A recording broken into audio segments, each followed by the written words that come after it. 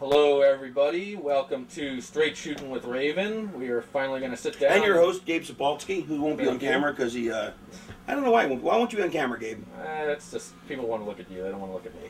Well, they don't want to look at me either, but better looking at the wall, though. Well, we are going to finally do a regular shoot interview with you. And, of course, most of your career has been covered in detail, so we are going to mainly emphasize the last couple of years. So let's start things out in Ring of Honor, where you had one of Ring of Honor's most famous feuds against CM Punk. Ring of Honor. I don't know if I've ever heard of that company.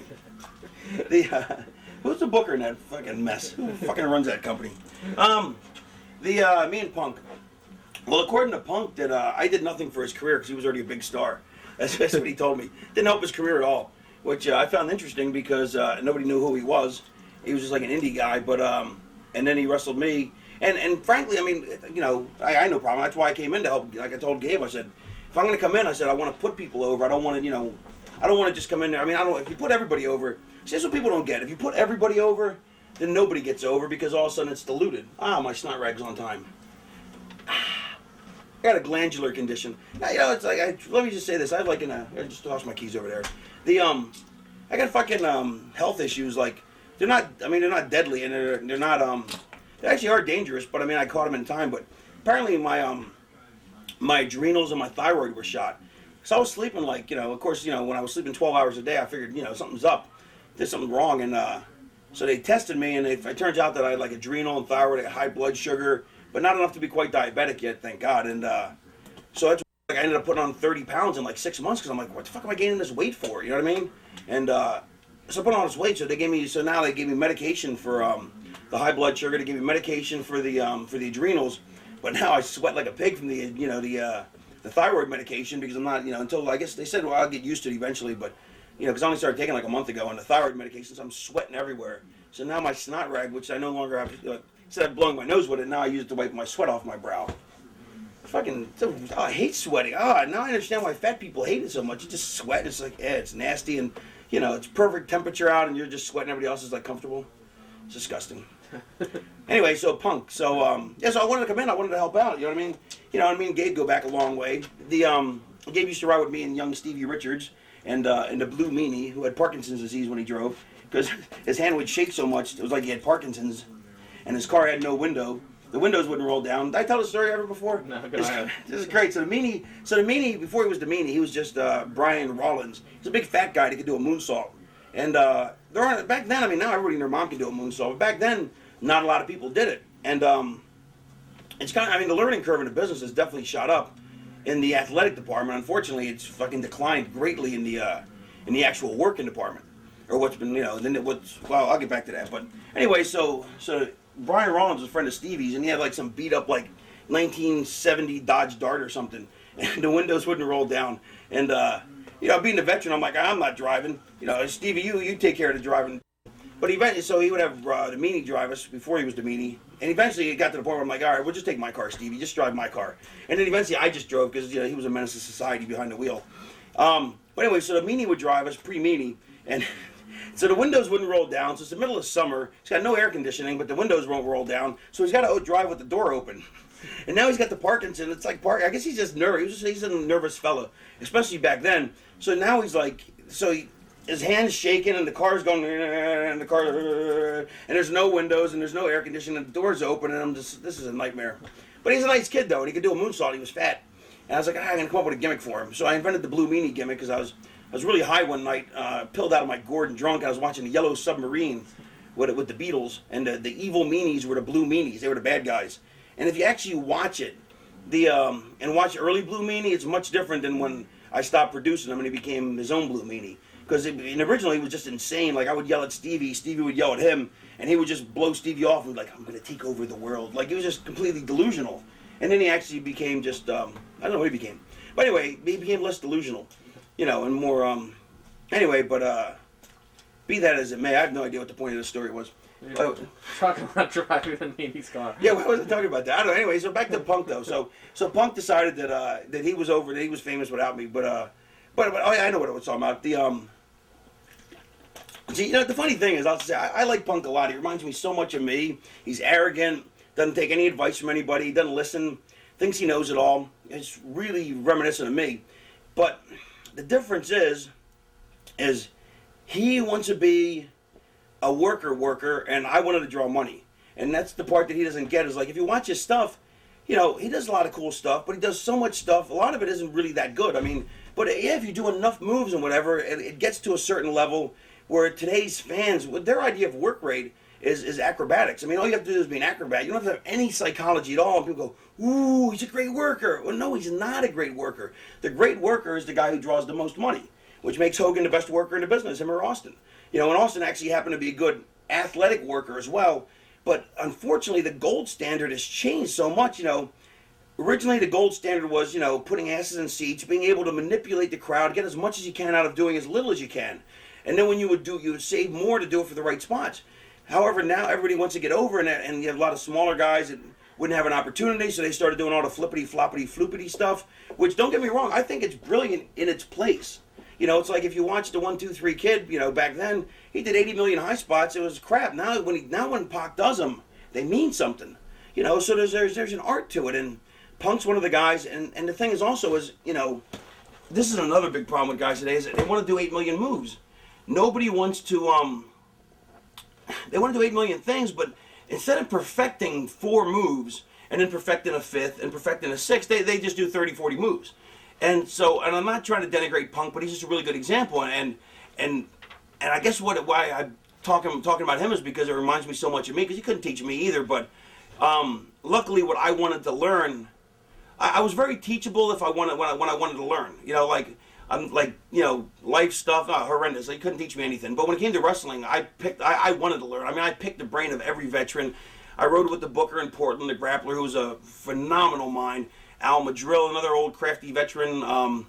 There was a lot of them, you know, and I picked their brains. That's all I want to learn is wrestling. You know, they would get mad at me because I'd be like, well, why? They're like, don't question me, kid, I'm right. I'm like, well, I'm not saying you're wrong. I just want to know why you're saying that. Because if you're saying do this, it probably does apply 90% of the time. But what about that other 10%? I want to know why I'm doing it. Tell me why I'm doing it, and then I can expand upon it. But if you just tell me to do it, then I'm only learning by rote. And that's not the way to learn. You know, I'm not learning to think on my own. You know, that's like teaching a computer.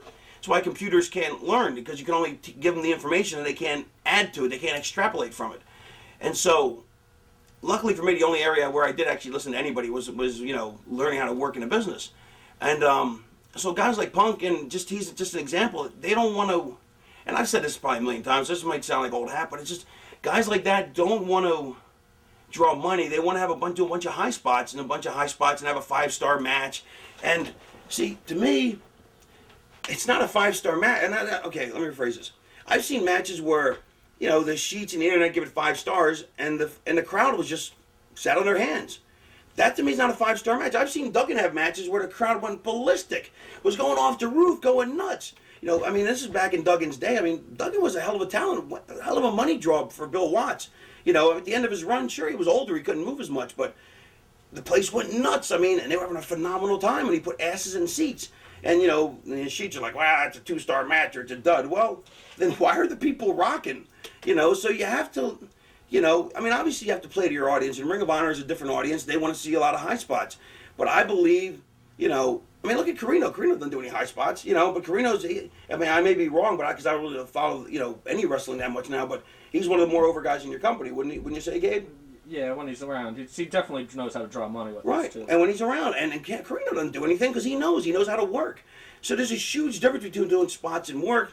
Luckily for Gabe's audience happens to like people who do spots. You know, but unfortunately, when you move up to the show, that's not what they're looking for. And so, unfortunately for Punk, he's stranded in OVW forever.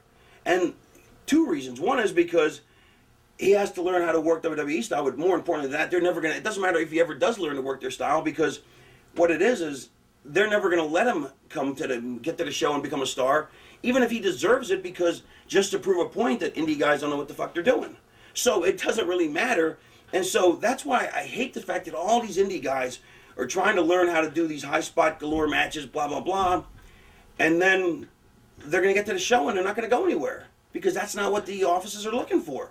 You know, but unfortunately, to get a name in this business, you have to appeal to the sheets and the internet. So you have to do a bunch of crazy high spots. Then you've appealed to them.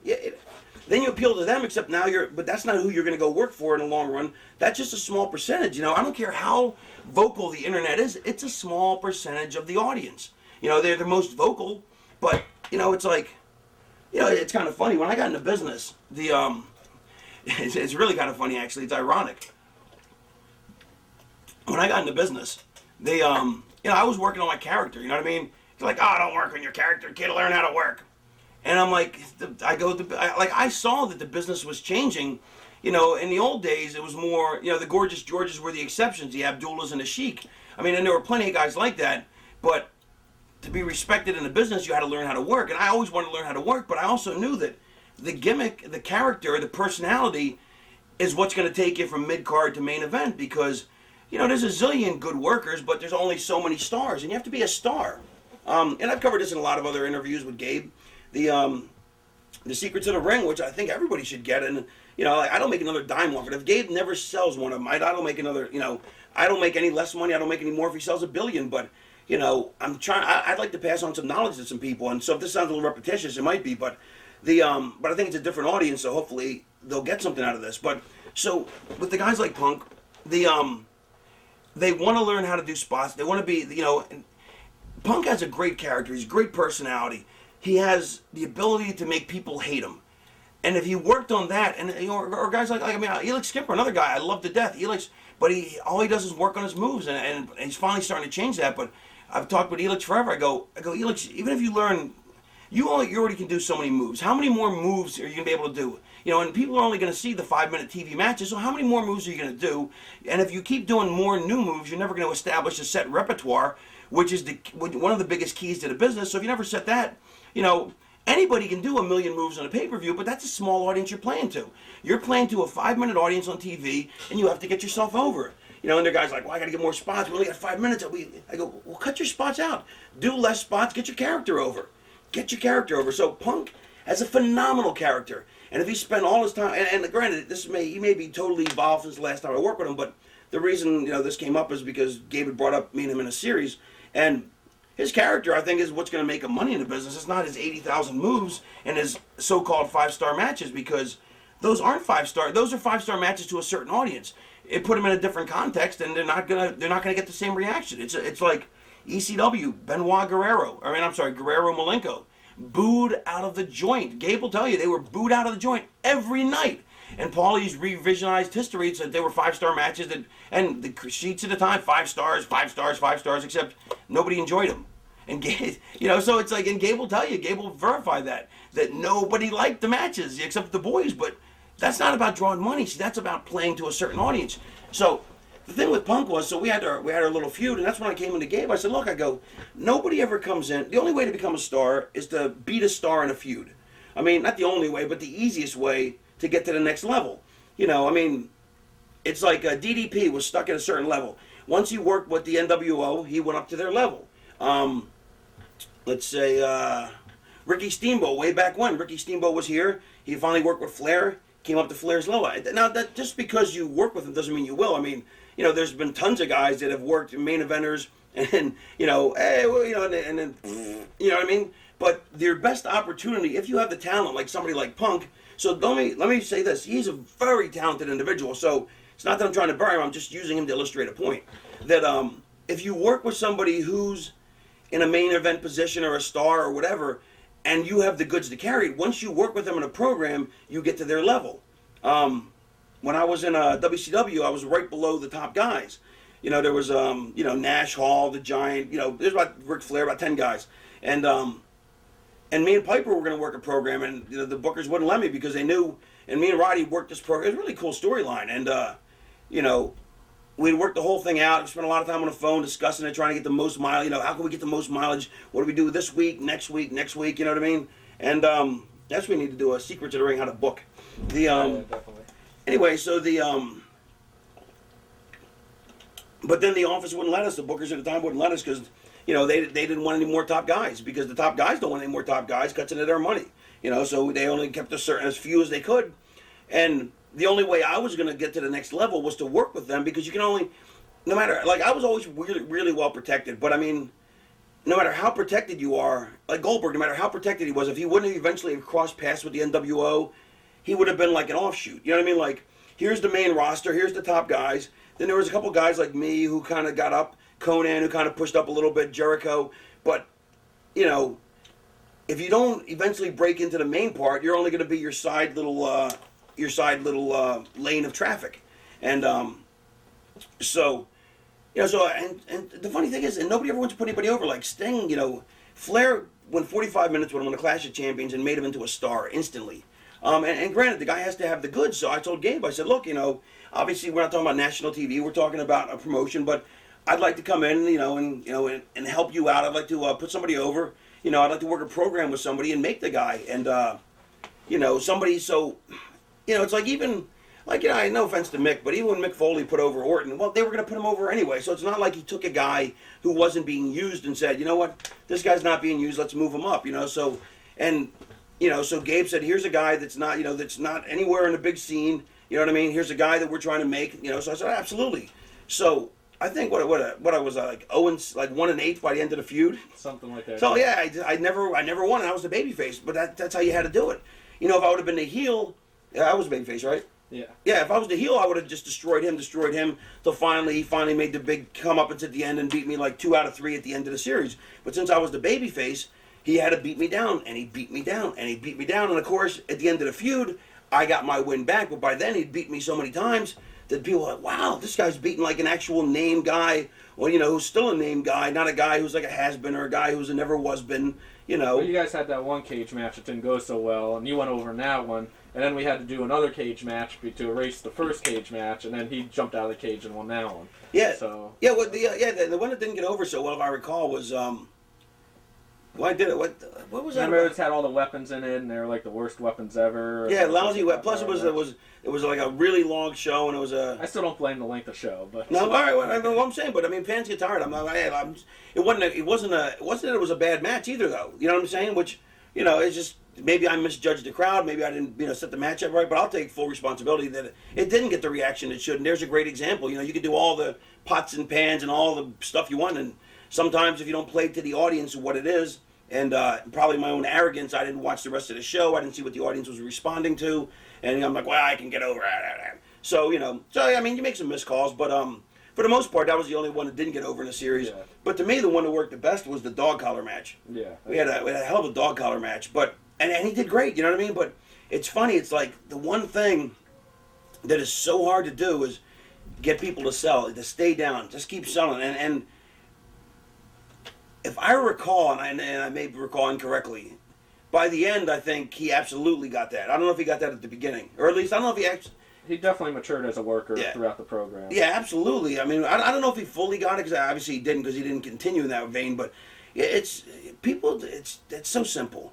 Somebody hits you, you act like it hurts. That's it. It's that simple. You know, it's like you get beat up. And then you sell. You don't just lay there and die. You sell like you're trying to fight back, but you don't really do much fighting back, because the more you fight back, then how beat up could you be? So you get beat up to the point where it's like, oh my God, he's never coming back, and then you make your comeback. It's that simple.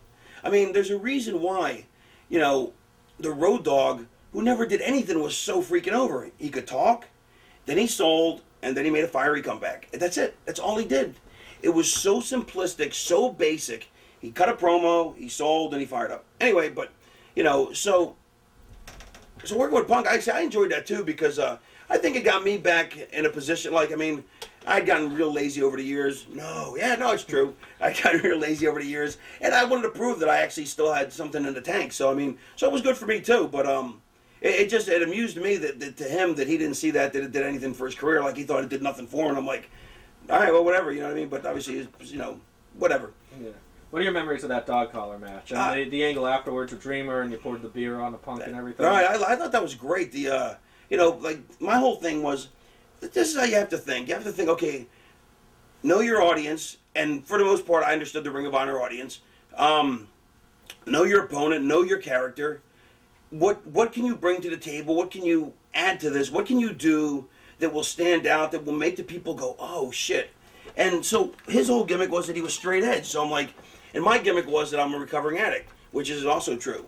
And so if I remember correctly, didn't he pour beer down my throat first, or was that the show before? He introduced the beer, and he was going to pour it down your throat, saying that, hey, you're a recovering addict, here, I'm going to pour beer down your throat. Right, and so then, of course, being a babyface, I turned the tables. Danny Doran was in there, too. Was that? Danny Doran was in there, too. He was? Yeah, he did a run-in, and then Dreamer did a run-in. Oh, yeah, I think Doring was like the fake run-in. Yeah. Like, we sent Doring out. This is always a great trick. You send the fake run out first. So you send, like, Paulie did it. My favorite ever was when Paulie did it. Was they had it was a Jack in the Box or whatever. Basically, Cactus had to fight somebody, and he had a mystery opponent in the box. And out of the box comes DC Drake. What? But DC Drake was this Northeastern wrestler, and back in the day, like late '80s, or basically the whole '80s and the early '90s, there was an indie scene back then. I mean, many people don't know this. Even though when there were territories, there was still an indie scene, and because the WWF was so triumphant in this area, but they couldn't cover, there's too much ground to cover, so there was a lot of local Northeast promotions that ran much more, than you would find in other territories, because basically they would just turn into territories, but you can't compete with McMahon. And DC Drake was like a 10-year veteran of the New York, Philadelphia, Northeast indie scene. So I think that's the big opponent for Cactus, because he really wasn't, a big name, but he was a local name. And people were like, and of course, Cactus just destroys him, and the people thought they got shit on. This is crap, fuck you. He knocks him back into the box where he came out, and out of the box comes who you think is the Sandman, because the top of the box was like a curtain, was like a tarp, and Terry Funk had put on the same sneakers as the Sandman, the same sweatpants, the same ugly red, white, and blue Zubaz pants that Sandman still wears today, and probably the same sneakers. So as DC Drake goes back into the box, the tarp falls all over him and somebody else, and the guy with the tarp gets up. Now you think, oh, it's the Sandman. Well, we know the Sandman's in the company. Well, it's better than DC Drake, except then he pulls the thing off, and because it was Dreamer, or so what's that? It was Funk. It was. No, I'm saying, but who was the one in the ring though? Was it Dreamer? No, Cactus. it was Foley. Foley. Okay, that's what I'm sorry. That's what. Yeah, it was. That's what I'm talking about. My ADD and my OCPD and my STP and my oil treatment. Anyway, so Foley pulls the thing off, and as he pulls the curtain off, this is how you work. Foley's so brilliant, and I'm pretty sure I'm remembering this correctly. As Foley pulls the thing off, he's got the cane in his hand. He pulls it off, or whatever he had a weapon, maybe he didn't. But as he pulls it off, he turns like he's going to rear back to telegraph this punch, and there's Funk, and Funk is his mentor, his hero. So it's like, oh my God, what a brilliant piece of booking. And the thing is what made it. See, this is where you learn how to work. Most guys would have pulled it off. Oh my God, Mick just got that little more out of it. He pulled it off and turned. So now we know that it's Funk before he does, which is a huge difference. Now, if he just pulls it off, we all see it at the same time. That's good. This is great. He pulls it off, turns. The audience knows before he does. So when he winds up, oh my. So now not only did he pull, if he just pulls it off, he can't wind up because it's his hero. He can't hit his hero. But if he pulls back, now we know that the punch is coming because he's telegraphed it a mile away. He's turning. We're like, oh my God, you're going to hit Funk. That's drama. And that's what this business is about. Drama. And Sky. Oh, did I lose my mic? Yeah. You're good. That's what this business is about, is drama. It's like that stupid TNT commercials. But so anyway, so we did the thing with Doring. So Doring comes out, and he's got a little bit of ECW name, but he wasn't a big star for them. And it's people like, that's your big run-in, that's the big save. And of course he gets destroyed, and like people are like, wow, we don't really care, we don't care about him. And here comes Dreamer, who they thought they would never see because he worked for WWF, I worked for TNA, and we did a big thing. So now, this will all be part of my secrets of the booking, but that's how you get mileage. That's how you tell a story. That's how you work. It's not, okay, I'll fucking give you an Enziguri, and I'll pop right up, and you give me that. Then I'll give you this, then you give me that. High spots are a shortcut. I mean, let's face it, it's a much better shortcut than stalling. It's in many ways, it's a much better shortcut than hardcore wrestling. In fact, hardcore wrestling has gotten such a bad rap because people take it as a shortcut. There's an art to that too, which people don't use. If there is going to be a shortcut in wrestling, I'd much rather it be high spots than anything else, except they're still just shortcuts. Because if you really know how to work, you don't need all those moves. You don't need to do all those moves. And in fact, by doing all those moves, you're actually lessening the impact in the grand scheme of things. you may get a better reaction that day, but in the long run, it's going to be much less of a reaction because there's not as much selling, there's not as much drama, and there's not. And if you know, when Hogan got beat up, he went down. He was on his. Once you got Hogan down, Andre the Giant, who never did a job in his career. I mean, Andre was so freakish looking and so giant back then. But once they got Andre down, he'd lay down there, he'd start selling. You know, he never said, "Hey, I'm too big, I'm not going down." And he was bigger and tougher than anybody in the business. But he never said, "Oh, I'm not going down. I'm not going to sell." And yet, everybody wants to not sell. Everybody wants to be tough. But to me, the toughest guy is the guy who gets the crap kicked out of him so bad that you think he can't come back, and then he comes back. That's the tough guy. The guy who doesn't get hurt, well, that's not so tough. I mean, you know, it's, I don't know. So anyway, so then we did the thing with Dreamer. Dreamer comes out, boom, huge pop. Punk had tried to pour the booze down my throat. I guess that's when Dorian came to stop that, but he got destroyed. Here comes Dreamer, and to make it even more mean something, if I remember this correctly, Punk, before he gets to pour the, I think he didn't pour the beer down my throat, or did. Yeah. Before he gets to, he hits my pose, am I right? Hits my pose to the crowd with his back to where Dreamer's coming from. You know, we made sure Dreamer came opposite the hard camera. When Punk hits his pose to the hard camera, here comes Dreamer. If I remember, Dreamer tapped him on the shoulder. He's like, he's thinking it's the ref because who else is going to show up? You know what I mean? Boom, turns around, gets planted. We tape him up. We pour the beer, or Dreamer pours the beer. You tied him up. Oh no! First we get the pop. Yeah. Me and Dreamer, because you know I'm selling it away. I made sure they set me up when they were. Oh, I know what it was. I had them tie me in front of the hard, like in the front of the ropes, facing the hard camera. So now I can't see who saves me. So I have no idea what's going on. So when Punk hits his pose, also one thing I hate, and people always do this, is I hate when you have your opponent and you hit your pose and the guy's standing behind you. I'm just gonna get up and just hit you in the back. There's nothing worse than never turn your back to your opponent. You know, if you want to hit your pose at a hard camera, make sure the guy bumps in front of you. Why would you ever, even if you're a heel, you know, if you're a heel and you're using it to go somewhere, yeah, absolutely. If you're going to, you know, do it and the guy fucking schoolboys you or fucks you up the ass or whatever, that's fine. But it's idiotic to take your back off your opponent. At least have him in your peripheral view or something. You know, aesthetically, it looks wrong, and it is wrong. And so I made sure I was taped, and, you know, it was really awkward because I was on basically almost touching the ground, I think, and I'm hung to the ropes. There goes my mic. I need like a snake thing, doo doo doo doo, and the mic stay up. Anyway, so I'm standing in front of the thing like this, hanging down from the in front of the outside the ring on the top rope or the second rope, and he's pulling my head back to pour the beer, and of course but I'm beat up enough that once he lets go of my head to go fight Dorian or Dreamer or whoever, I just slump. So I have no idea what's going on. Most guys, unfortunately, instead of slumping, would be like, you know, looking over, they'd still be trying to look strong in the camera. Why? Because if I'm that beat up, first of all, I should be that beat up if I'm going to be like strung up like this. And by being that beat up and portraying it, I'm getting sympathy from the audience. Also, by being that beat up, when he lets go of my head, I'm not thinking, oh, I wonder what he's doing. I wonder what's going on. I'm not trying to, because if I was conscious enough to know what's going on, I'd be like trying to, you know, if I'm conscious enough to look tough, I'd be trying to free myself. So I have to make sure I'm out enough that I'm not even trying to free myself, and so I have no idea what's happening. So when Dorian gets beat down, I don't even know that it occurs. He comes back to me to pour the beer, Dreamer pulls him off, plus also now I'm in the front, he's behind me, Dreamer comes up behind. Visually, it's blocked correctly from an acting point of view, it's blocked correctly, you're getting the most mileage out to your hard camera. You can still do it to your small camera, but why not play to the hard camera, especially because it's not like you're just doing spots and stuff. You know, we're building for a big thing. So now, boom. So then when Dreamer plants Punk, he comes over to me. Now, I have no idea who's there. He frees me. I make sure I slumped, if I remember this correctly, I make sure I slumped to the ground. I still have no idea who saved me because me and Dreamer have so much history, you know, brawling and feuding with each other, and we go all the way back to summer camp. That, you know, we have a 25-year history that he's the last guy, A, I would ever expect to help me, and B, because he works in another company, even more so. You know, because remember, we're agreeing to suspend disbelief.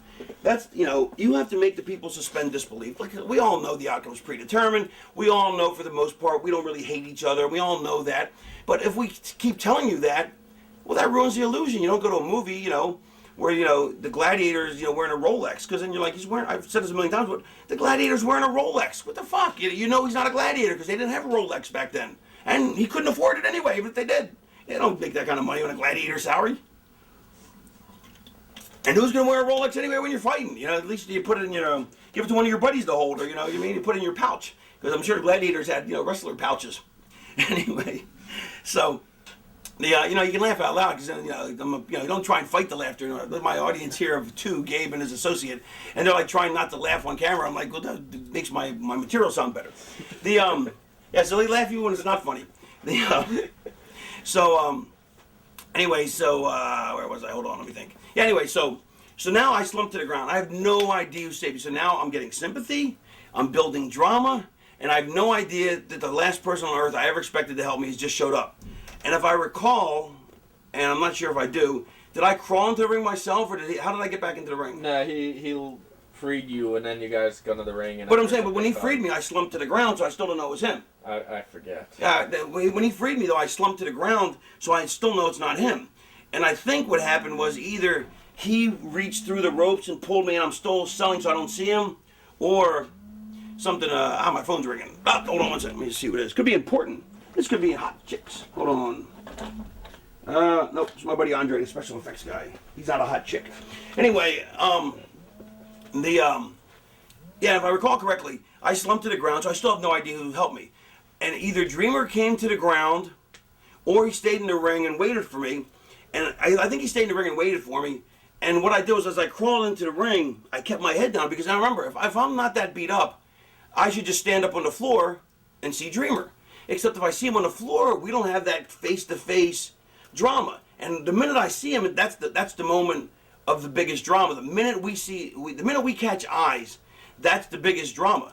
And if we have the separation of me on the floor and him in the ring, it's good, but it's not great. It's not getting the most out of it. And that's what working's about, getting the most mileage you can out of every little thing. So I make sure, and remember, now if I'm not that beat up, I'm not going to slump on the floor. So that's why I'm so beat up, I slump on the floor. Now as I crawl into the ring, I'm so beat up, I'm not looking into the ring.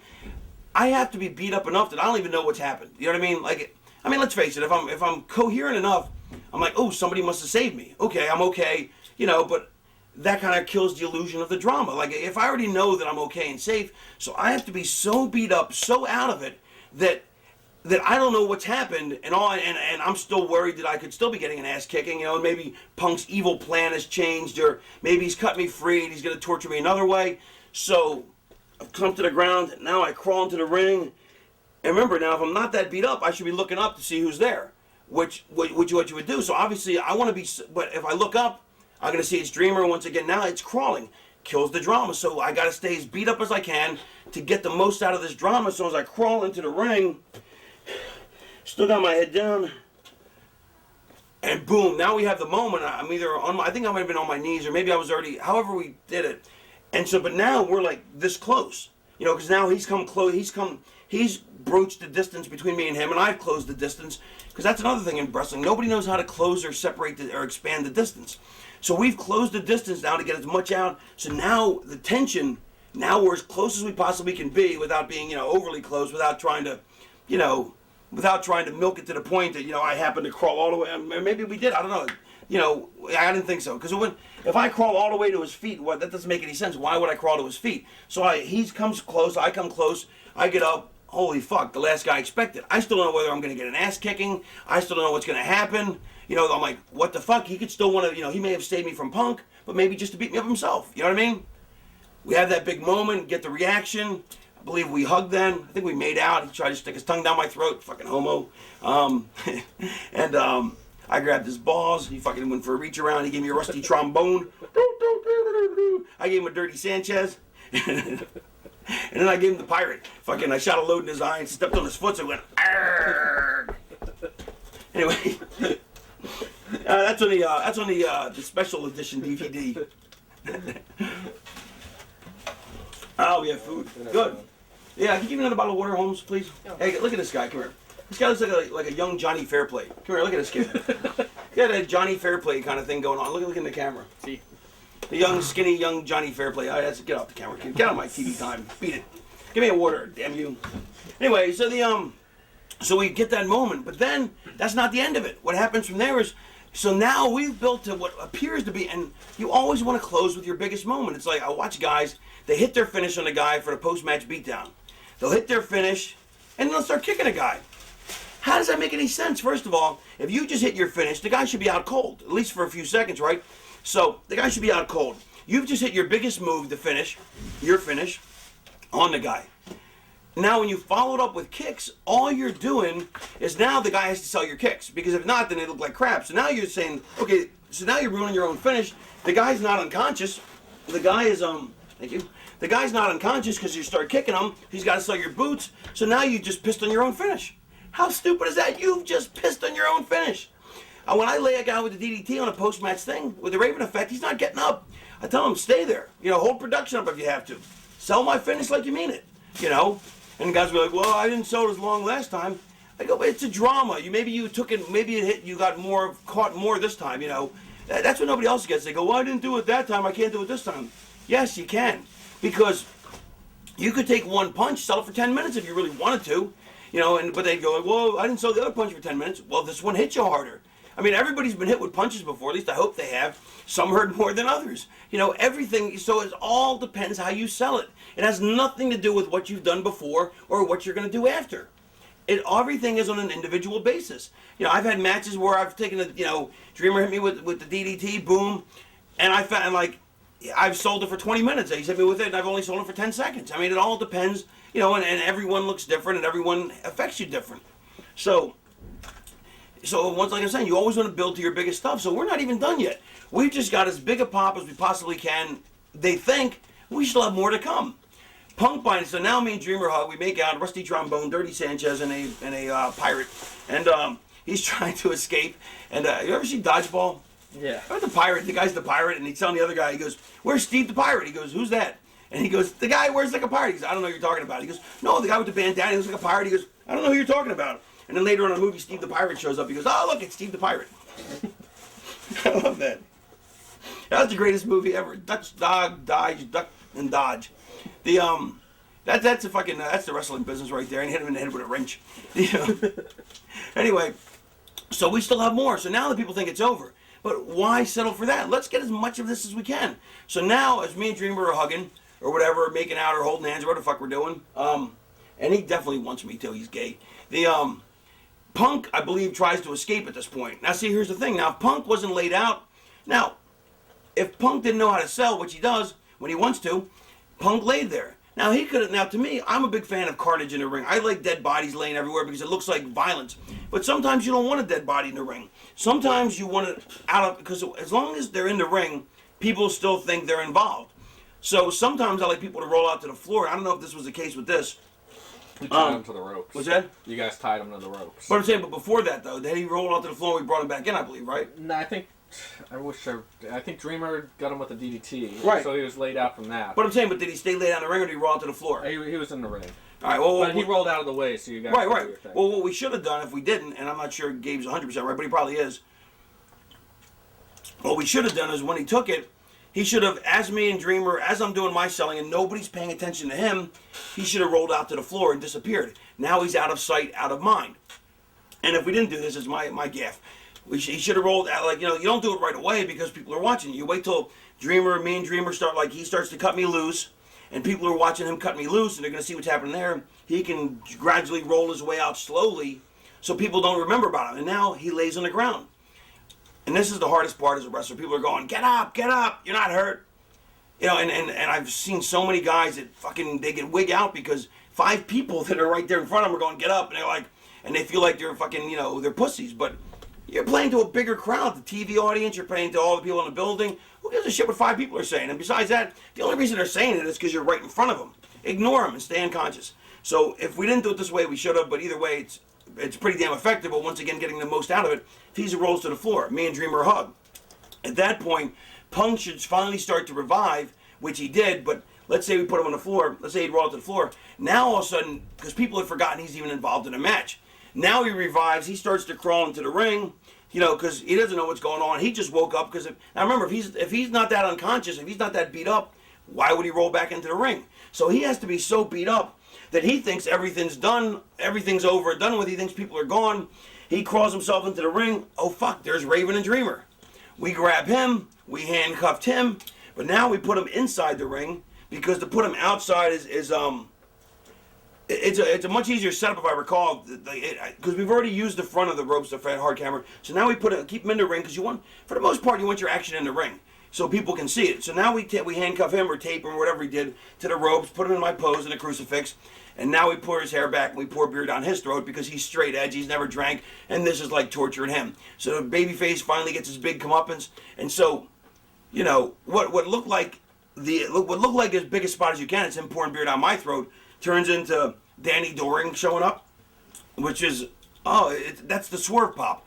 People go, oh, that's all, and then boom, here comes Dreamer for the big pop, Dreamer for the save. Now we get the big emotional reunion, me and Dreamer, and we still have more to go. We get the beer down Punk's throat, and we leave him strung up there. Me and Dreamer we do the Fargo strut. Plus, you also did the job and all that, and no one remembers it. Oh yeah, I didn't remember that. Yeah, I did the job and all that. And that's also, but I'm saying, but that's how you get over. But that's what people go. Wins and losses do matter to an extent. Okay, if you just always lose, then yeah, they absolutely matter because you need to win. You need to win the majority of times to be considered a star. But after a certain point, you don't need to win every match or every scenario because most of the time, that's just a prelude to the drama. And that's what people also don't get is, you know, sometimes the match is the drama, but when the business is done correctly, when this is done perfectly, if there was a way to do, to me, the best way this business should be done is basically almost no wrestling at all on TV, on a TV show. All it is little, you know, small matches, angles, feuds, gaga. So that when you finally want to pay to see the match, you have to either go to the house show or the pay-per-view. Why give them all the wrestling for free? You know, and, I mean, this isn't a perfect world, you know what I mean? But it have to have really clever bookers or really over characters. I mean, and you have to have some wrestling because it's a wrestling show. But what I'm saying is you don't have to have 20, 30-minute matches. You don't have to give away big matches. You know, you give away pieces of matches. You have tag matches. You have six-mans. You have stuff that keeps the characters in the feud together. You have angles. You have vignettes. You have packages. But to see the actual matches, because that's what I mean, like the Thriller in Manila, Frazier and Ali. You know, they didn't have a bunch of boxing matches to build up to a boxing match. I mean, well, they had the first two, but I'm saying, but you didn't need before the first one, let's say. Or the Rumble in the Jungle. Ali and Foreman didn't wrestle. They didn't box a million times. You know, Ali got over beating his guys. Foreman got over beating his guys. So when they finally come together, they both cut a bunch of promos. There's a lot of gaga. So you finally pay to see the big match. And that's how you draw money. So if you have your main eventers fighting your main eventers, well, you're killing your money drawing matches. So there is no need to do that. Put them in tags. That way you can combine them. This will all be in my booking class, too.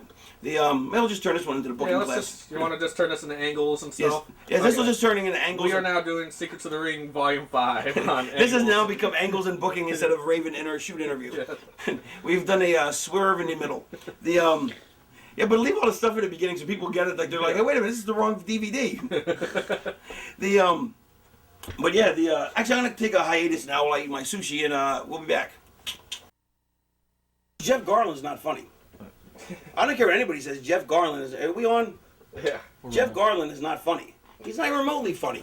The Larry David show. That just show. That's like a worker's show. You know what I mean? Like that's like Greg Valentine was a worker's worker. All the boys thought he was brilliant, and a lot of the fans didn't see what he did.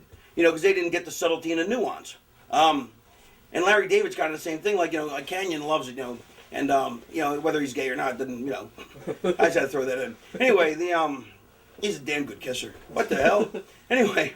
All right, back to angles. But let me just say with the Larry David thing. But it doesn't. He's like, oh, it's a funny show. It's not. I never laughed out loud at it, but it's brilliantly done. But that doesn't make it. You know, it's kind of like, you know, it's kind of like the high spot matches. I mean, they're really brilliantly done, but that doesn't mean they're, you know, they're not doing their job. Just like, I mean, like Larry David actually does good ratings and stuff. But I mean, that's just my taste. But just for an example. But you know, like.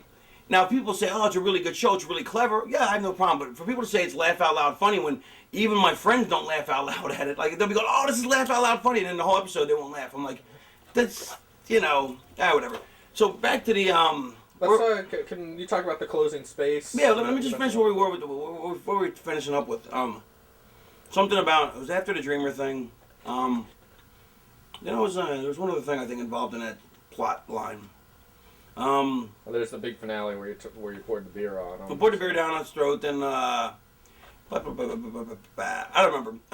Anyway, all right. closing space and opening up space or whatever. All right, this is a huge problem. Is people don't do this. It's like, you know, part of the problem. I mean, not part of the problem, but what makes it even harder is in the WCW old school rings, they were so small. I hated that ring. WWF had it right. They had the big ring. TNA has a big ring because it has 6 sides. But you know, so it's much easier to have closed and open space there. But first you have to know you're doing it, but you really have to know how to do it in a smaller ring. All right, so there are times when, all right, I mean, how do I get into this? All right, let's say that, all right, let me start with a basic and I'll see if I can expand on it. Okay, let's say you give somebody an arm drag. All right. Well, first of all, when you give somebody an arm drag, the Do you mind an audience for this? Because all the students watch. Yeah, just gotta, yeah, I don't care. All right, I'll cut back to what I was just saying before. But while Gabe goes find some students to ooh and ah at my brilliance, I'll talk about psychology. Psychology is the most important thing in the world. That's what everybody. That's how you manipulate a crowd. That's how you emotionally get people involved. And wrestling, somebody once go to me, man, wrestling psychology is just like human psychology. Duh, it's the exact same thing. Psychology is worldwide. They've actually done studies. And I don't know if I've talked about this before, let me know. They've actually done studies where they took this, there are actually so many expressions you can make with your face. I read this book, I believe it's called Blink. It's a New York Times bestseller. And in the book, they're talking about how, you know, basically in your first reaction, you get more, you learn more about a person in that first instant blink than you will, and you know, looking at it, you know, the more you learn about them. But anyway, so one of the studies that was done was this guy he studied the human face and how many muscles and whatever, and apparently there's like 237 different facial expressions you could possibly make or something, like using all the different muscles and different combinations, or I forget, some really big number. And so there's so many combinations. It just packing kids. Yeah. Anyway, so there's so many faces you can make. So this guy studies them and studies them and studies them. And then, you know, and apparently, so there was a big argument, discussion, whether, you know, it's worldwide, you know, whether people think the same thing worldwide. Like, you know, people always go, well, in Japan, that won't get over. Well, yeah, well, because everything gets over, because human psychology is the same. And this is really fascinating. So this guy studied all the facial expressions. And he studied them so he knew what each one meant: disgust, happiness, joy, you know, and subtler emotions, you know, bigger emotions, more subtle, you know, every range, the gamut, you know, and what these, you know, could possibly mean. So then these people that thought there was more to that, or, you know, that people were different around the world, got these, hey, you open your candy bar, you can make a little noise, it's okay. There you go, attaboy. Anyway, is that, what kind of candy bar is that? Attaboy. Anyway, what flavor? Let me see that. Give me that. No, the bar, the wrapper. Dum-dum. Let me see this. I can't eat peanuts. I'm allergic to them. Anyway, he tried to kill me, son of a bitch. So they did this so that they get these people. So this guy goes to this tribe, some tribe in like the middle of goddamn nowhere, like the Aborigines of Buttfuckville or whatever. Anyway, so he goes to this middle of nowhere tribe, finds some tribe, and on this island, there's I got my thing. There's two different tribes, and one was like, one of the tribes was a peaceful, kind, you know, really, you know, domesticated, peaceful tribe. You know, whatever. I'm trying to think of some accolades, but just these are really good people. And the other tribe on this island, they were like, they sodomized their male young. They were brutal. They were cannibals. They were this, that, and the other. And so these people filmed both tribes. And then they took the film and they cut to only the heads, and then they cut it down to pictures and only used the different facial expressions of the two people and showed them a wide range of expressions from both people. So the guy who had studied all these facial expressions goes, oh, these people are very nice, they're kind, they're domesticated. These people sodomized their male young and they're cannibals. And he was able to do it just by facial expressions, which proves my point that around the world, psychology is the same. People have this, you know, happiness is happiness, joy is joy, sadness is sadness.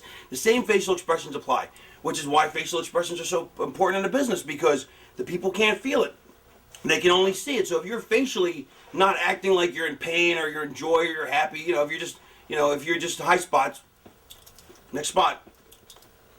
People don't know what's going on. They, you know, that's why Robert De Niro is such a great actor, because the secret to acting, which is what we do in a way. We were part actors, we're part directors, part choreographers, part stuntmen.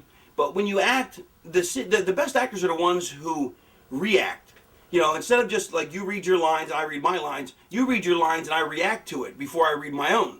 You know, so like if you say, you know, that the baby is dead, and I'm like, you know, or whatever. I mean, you know, it doesn't not over the top. But what I'm saying is just to illustrate a point. You know, the people who have always something going on in their head, even when nothing is going on, those are the interesting people to watch. Those are the actors you can't take your eyes off of because you see the gears turning. Dustin Hoffman or Al Pacino, you see the gears are always turning. You see they're thinking. You don't know what they're thinking about, or you do know it sometimes. But that's what makes them fascinating because there's something always going on. They're not just blankly waiting for their next, you know, what their next line is. And that's the problem with high spot guys is they're so busy thinking about the next spot that they're not reacting to what happened. Instead of taking that slam and going, you know, and feeding up for the next thing, they take the slam, they feed right up, they take the next bump, woo, feed right up, next bump. Okay, what do I take next? Take that, take this, take that. As opposed to just that half a second, that quarter second where you're like, you take this like, and then you feed into the next thing. That little bit changes the dynamic so much. So, the, I don't know, I get back to where I was talking about. I don't on a tangent. How'd this thing... Closing the distance. Closing distance. No, but right after that, you said psychology. That's what I want to go get the students out of. Yeah, no, I'm talking about psychology. That's right. So psychology. So psychology. I mean, so I would recommend anybody study psychology because that's what we do. We're trying to use psychology to manipulate the audience. So psychology plays across the board. I mean, if somebody's egotistical, they're insecure. It's a one-to-one relationship. It's not psychology isn't considered, you know, a theory. It's a science. You know, it's not just something that people are dabbling in. I mean, you know, when you see somebody who's egotistical, they are insecure. There is no other reason. We're just not designed that way. When somebody, which is why, and the things we hate most in other people are usually the things we hate most about ourselves, or we're afraid we have, or we're afraid that that's who we are. And that's why, if you know your audience, if you know what people, you know, most of the audience is probably hard work, and it's really easy to manipulate a crowd when you understand the process of what goes on in psychology, of what goes on in people's heads subconsciously, because then you can manipulate them much more easy, and that's the whole object of this, and that's how you get your mileage out of stuff. So, you know, it's yeah, I mean they've done studies they've done studies that prove that you can look at a nuclear family, watch a baby be born, and within the first 3 years you can tell exactly what kind of person he's going to marry, just because how he interacts with people and how his parents are, because when you're born, everybody's born like pretty much perfect except for, you know, the people with chemical imbalances, and you learn your cues from your environment, from who you're, you know, unless you have some genetic disorders or whatever, but you learn your cues from who you're around. So if your parents behave a certain way, you're going to emulate it. My dad was he was like Don Rickles. He always insulted me, but he was really funny. So, you know, I said, he must, you know, he never said he loved me, but I knew he did because he's my dad. But he always insulted me. He was always funny. And so I insulted my friends for years, and I thought it was funny, and I didn't understand why people got mad. Like, how can they be offended? You know, my dad loves me, you know, I must care about you if I'm making fun of you. You know, but that's how we learn our cues from. That's how we behave. And the more you understand this, the more easy it is to reach new heights in this business, to manipulate, to get the most out of each storyline and program, to get the most out of each individual thing. It's like, I love Chris Daniels, a really close friend of mine. And Daniels will never be a true heel because he's just too nice a guy. He does not want people to hate him. I mean, he really doesn't. Like, he is such a nice, likable guy and wants to be liked that unless something changes for whatever, he will never, ever be as good a heel as he will as a babyface, because he doesn't, on some level, he doesn't want people to hate him. That's just who he is. Me, I was hated by people for years. I got accustomed to it. So to me, it's easier to have people hate me, because at least if I'm provoking them to hate me, then it's because of me. It's not just that they dislike me because I'm just some mutant freak or whatever. So that's why certain people are better heels. Stevie Richards, a phenomenal heel. You look at him, you just want to punch him in the face. I love Stevie, but he's that great heel. Like, you look at him, you just want to hit him as hard as you can. You know, and that's like the biggest compliment I could pay. DDP. That's why he's always a better heel, because you want to punch him in the face. You know what I mean? Certain people are baby faces. Ricky Morton, and if you meet him, he's like the nicest guy, like, where you just want to be his friend. You know what I mean? Like, that's what you want. Like, if you're a heel, if you're a baby face, you want to be a guy that every guy wants to hang out with and every girl wants to fuck. That's who you should be. That's if you're a baby face, that's what you should aspire to. The guys are like Sandman. Oh, you know, of course women didn't want to fuck him, but, you know, every guy wanted to hang out with the Sandman. He was such a great character that, you know, where guys like, you know, where Cena, like, guys boom. From what I understand, I haven't watched their show. I haven't watched Gabe's show. I don't watch any wrestling anymore. And hopefully I will again soon. But But apparently Cena gets booed a lot by the guys because they think he's either too pretty or they don't or they don't think he's talented enough or they don't see him. He's not a guy that they want to hang out with. The women want to fuck him and the kids want to hey, he's cool, but that's why he's alienated a part of the audience. The reason Flair always turns babyface is because, well, back in the day, women wanted to sleep with him, but for the most part, wrestling's a male audience. So basically, guys wanted to hang out with him. They wanted to go and party with the Nature Boy. Who wouldn't? That's why people wanted to hang out with Nash. That's why people want to hang out with Scott Hall. That's why people become babyfaces. The Road Warriors were the toughest guys in the block. How do you hate somebody who's that tough and kicks ass? I mean, this psychology is basic human psychology, but that's how it applies to wrestling. So, like my character, Raven, when he started out, he was a whiny, nobody likes somebody who whines. Nobody, what about me, what about Raven? Nobody likes any, people hate that. They can't stand that, partly because they're afraid that that's who they are, and partly because it's a really disgusting trait. It's not a trait people are proud to have, so it's much easier to hate that.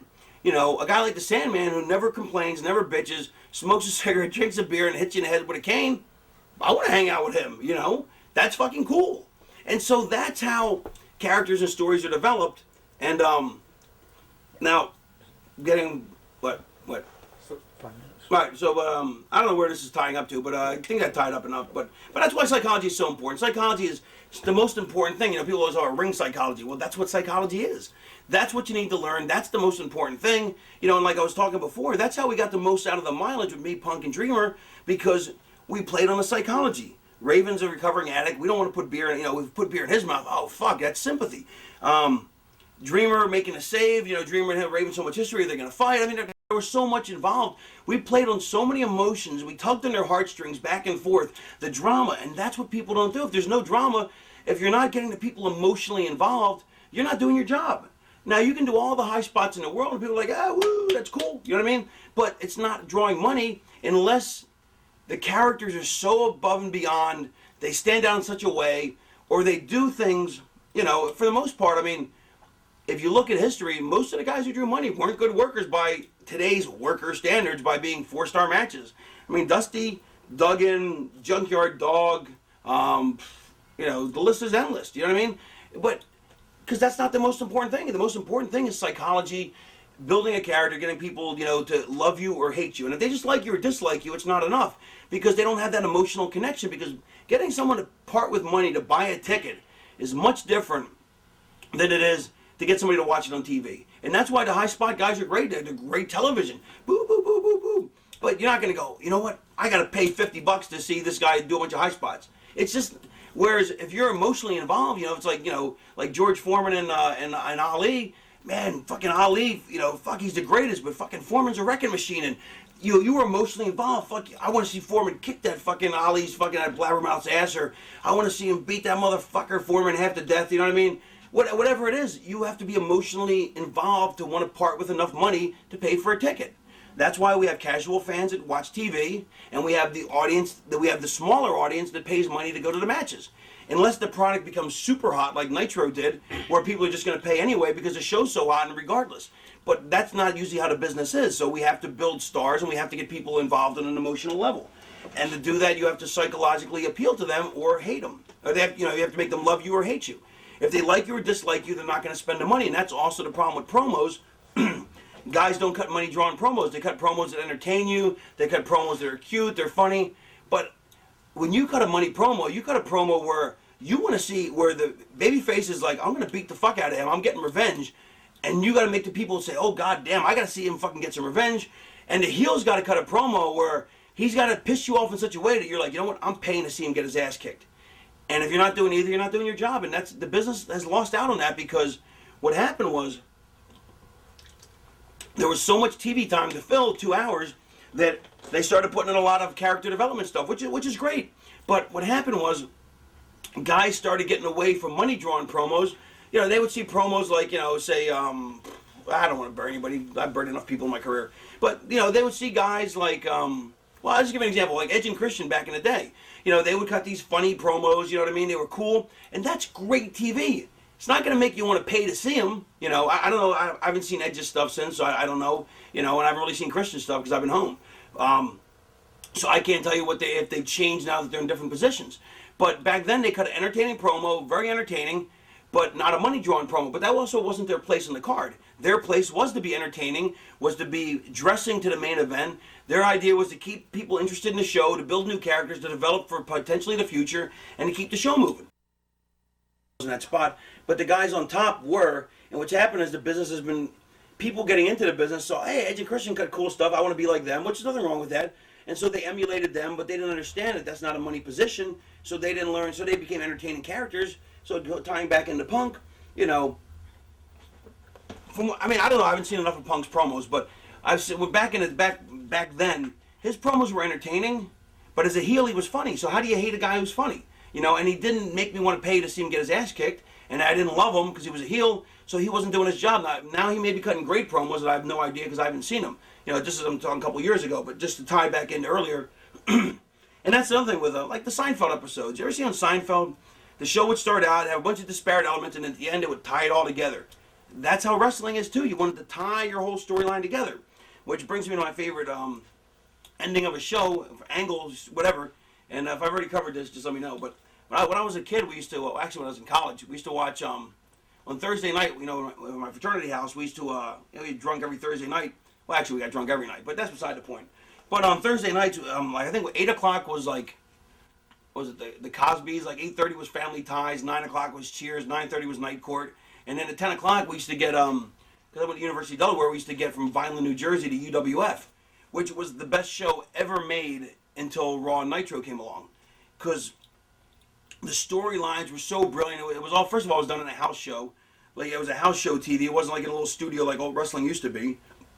Big arena in Tulsa. And the booker, I think it was Ken Mantell, I don't know. Which is a brilliant booker. The storylines were phenomenal. He had a lot of intriguing characters. And most of the guys that were there ended up, you know, the guys that were the top guys, you know, the big names there ended up becoming big stars in the business. But the favorite thing I've ever seen, and I think I've talked about this before, but maybe not. I don't think so. The greatest, closing a show is very important. Because you want to have people tune in next week. You know, this is, you know, as much a part of angles, booking, and storyline and all that is, you know, if you have a show that ends kind of crap, well, the people have, you know, it's less inclined to say, oh, I got to tune in next week. If you have an ending of a show that's, you know, holy crap, you know, it's either exciting or dramatic or something happens, we don't know the final outcome, you're like, fuck, I got to tune in next week, you know? And the greatest ending to a show I ever saw was, they did a thing and somehow they stripped the belt of the one-man gang, I think. No, wait, I'm sorry. They stripped the belt off of Gordy, the world title, which, you know, normally stripping a belt off somebody is really, you know, really the audience craps on it. But for whatever reason, it didn't, because of the scenario and whatever happened, I forget, it made perfect sense. I think they broke his arm, or something. They broke Gordy's arm or whatever. And I don't even remember how the basics, all I remember is the end of the show. And what happened is the belt was given to the gang, to the one-man gang, who was over like a motherfucker back then. You know, like all you people remember is Akeem and stuff. But he could fucking work, you know, back in the day, because he didn't do much, but what he did really well. His timing was impeccable. He knew how to rock like a big man because, you know, a lot of big guys, they get hit, nothing happens, they fall down. You know, you have to build to the fall down. It's like boom, boom, blah, boo, and down you go. So so somehow the gang had the belt, but the Freebirds were pissed, and Gordy was especially pissed, and and Jim Cornette, Jim Ross kept saying throughout the show, my God, if we got time, we're going to have a cage match for the world title between a one-man gang and Hacksaw Jim Duggan. And Duggan was like lousy impression, but Duggan was like the top babyface in the company. And he was over like a motherfucker. I mean, just so charismatic, you know what I mean? And, it was a huge fucking money draw. And, so the gang gets into the cage, and Ross kept saying, we're going to show you as much if we got time. We're like, oh, please have time. Because back then you didn't see world title matches on TV. You didn't see... They were brilliant. They never truly gave anything away. They would give you a mid-card, like, matches against, you know, the star, because back then you didn't have, like now on TV, stars always fight stars. But back then, the stars never fought each other, because that's how you get people to pay for the house show. You have stars beating jabronis, and then you have, so star A and star B, who, well, they both beat jabronis, wonder who would win between them, and that's how you had a drama, because still, the great thing about pro wrestling is, even though the outcome's predetermined, nobody knows who's going to win. You know, in fact, I think that's what Archie told Meathead. Meathead goes, how can you like that? It's fake. He goes, they may know who wins. He goes, but I don't. And it's true, as long as the fans don't know who's going to win. Like, Like when my buddies are going over matches, I don't want to know. If I'm going to watch their match, I don't want to know who's going over because it ruins this. I want to enjoy it. If I already know who's going over, it kind of ruins it for me. So fucking, so they would have guys like mid-card guys fighting other mid-card guys, which you didn't have back then. But they never gave away your main events because even with this, even though this is the main event, the top babyface against the top heel, they never gave it. It was basically without feeling like it, they gave you nothing. They gave you so much that you thought you got a lot, but they really gave you nothing, and that's the art of working. You make people think they're getting all of this, and what you're really giving them is that, and then you keep doling out a little more. They keep thinking they're getting more and more, and then finally you build for the big one, and then you finally give it to them, But if you give it to them right away, then what do you got left to give them? It's like if you, if somebody gives you all your Christmas presents before Christmas, you got nothing left to open. Christmas, who gives a crap? I already got all my presents. You know what I mean? I'm sorry, it's a religious holiday. People celebrate it for religion. So you still have the religious aspect of it. Because everybody celebrates it for religion. When my parents were Jewish, we still celebrated Christmas. 8 days of toys. I'd rather get like a big mountain of trees, mountain of toys under the tree.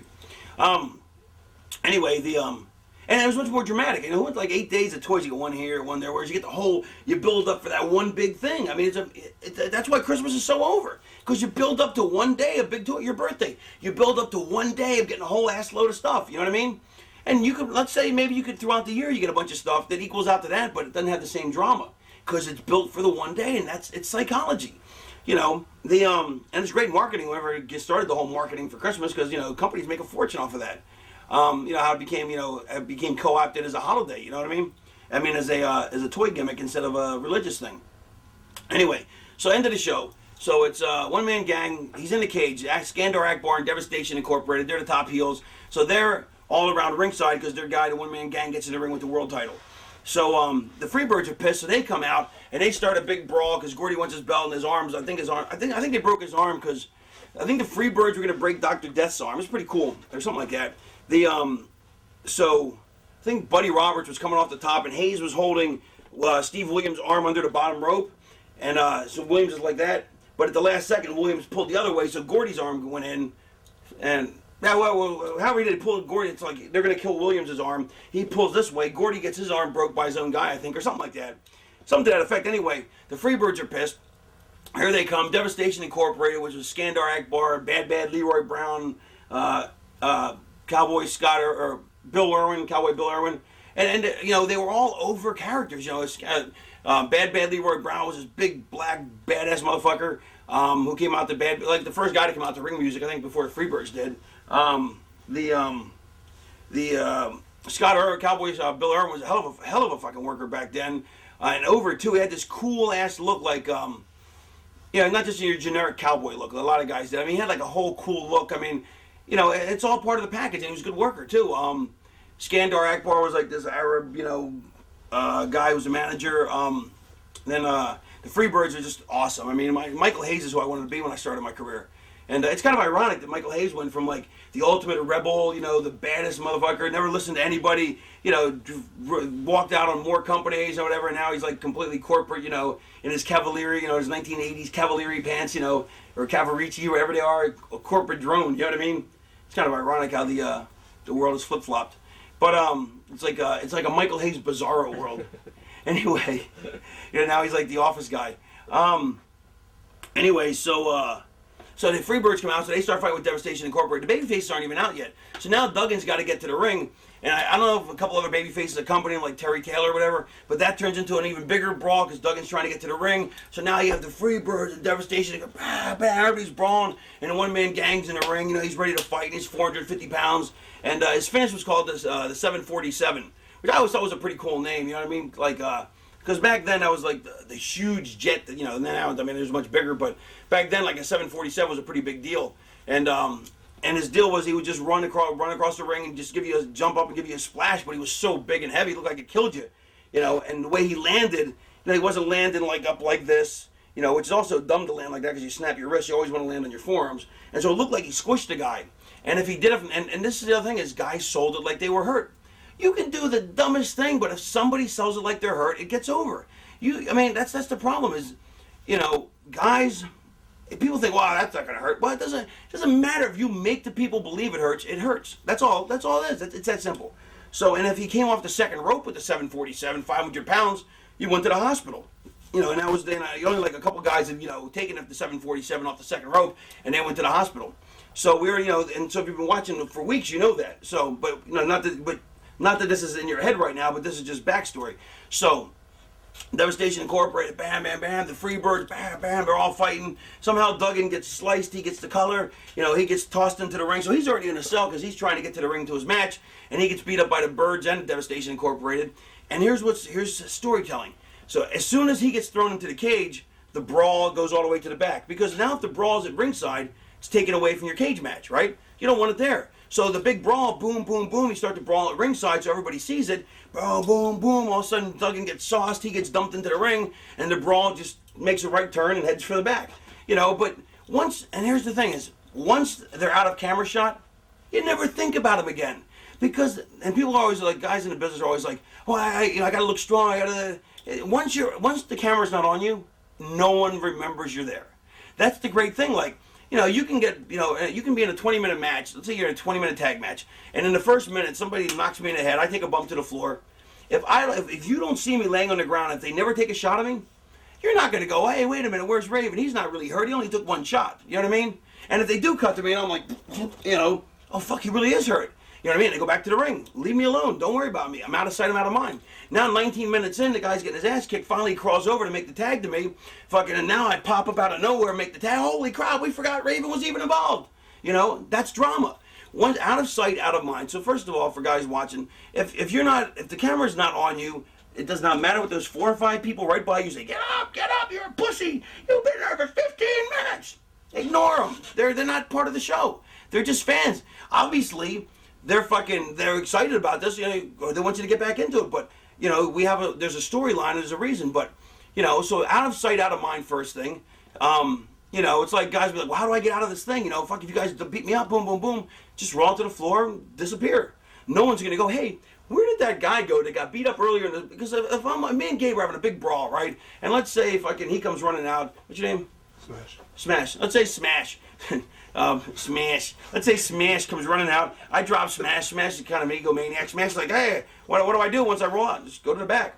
People are going to go in the middle of the brawl. Me and Gabe are going out and go, hey, where'd that Smash guy go? No. Once he's been hit, knocked out to the floor, people assume he's done. That's just, people assume that because that's what 90% of the time happens. So, and when and let's say he doesn't disappear. Let's say he stays there and he sells, and the 5 fans right by him are going, get up, Smash, get up.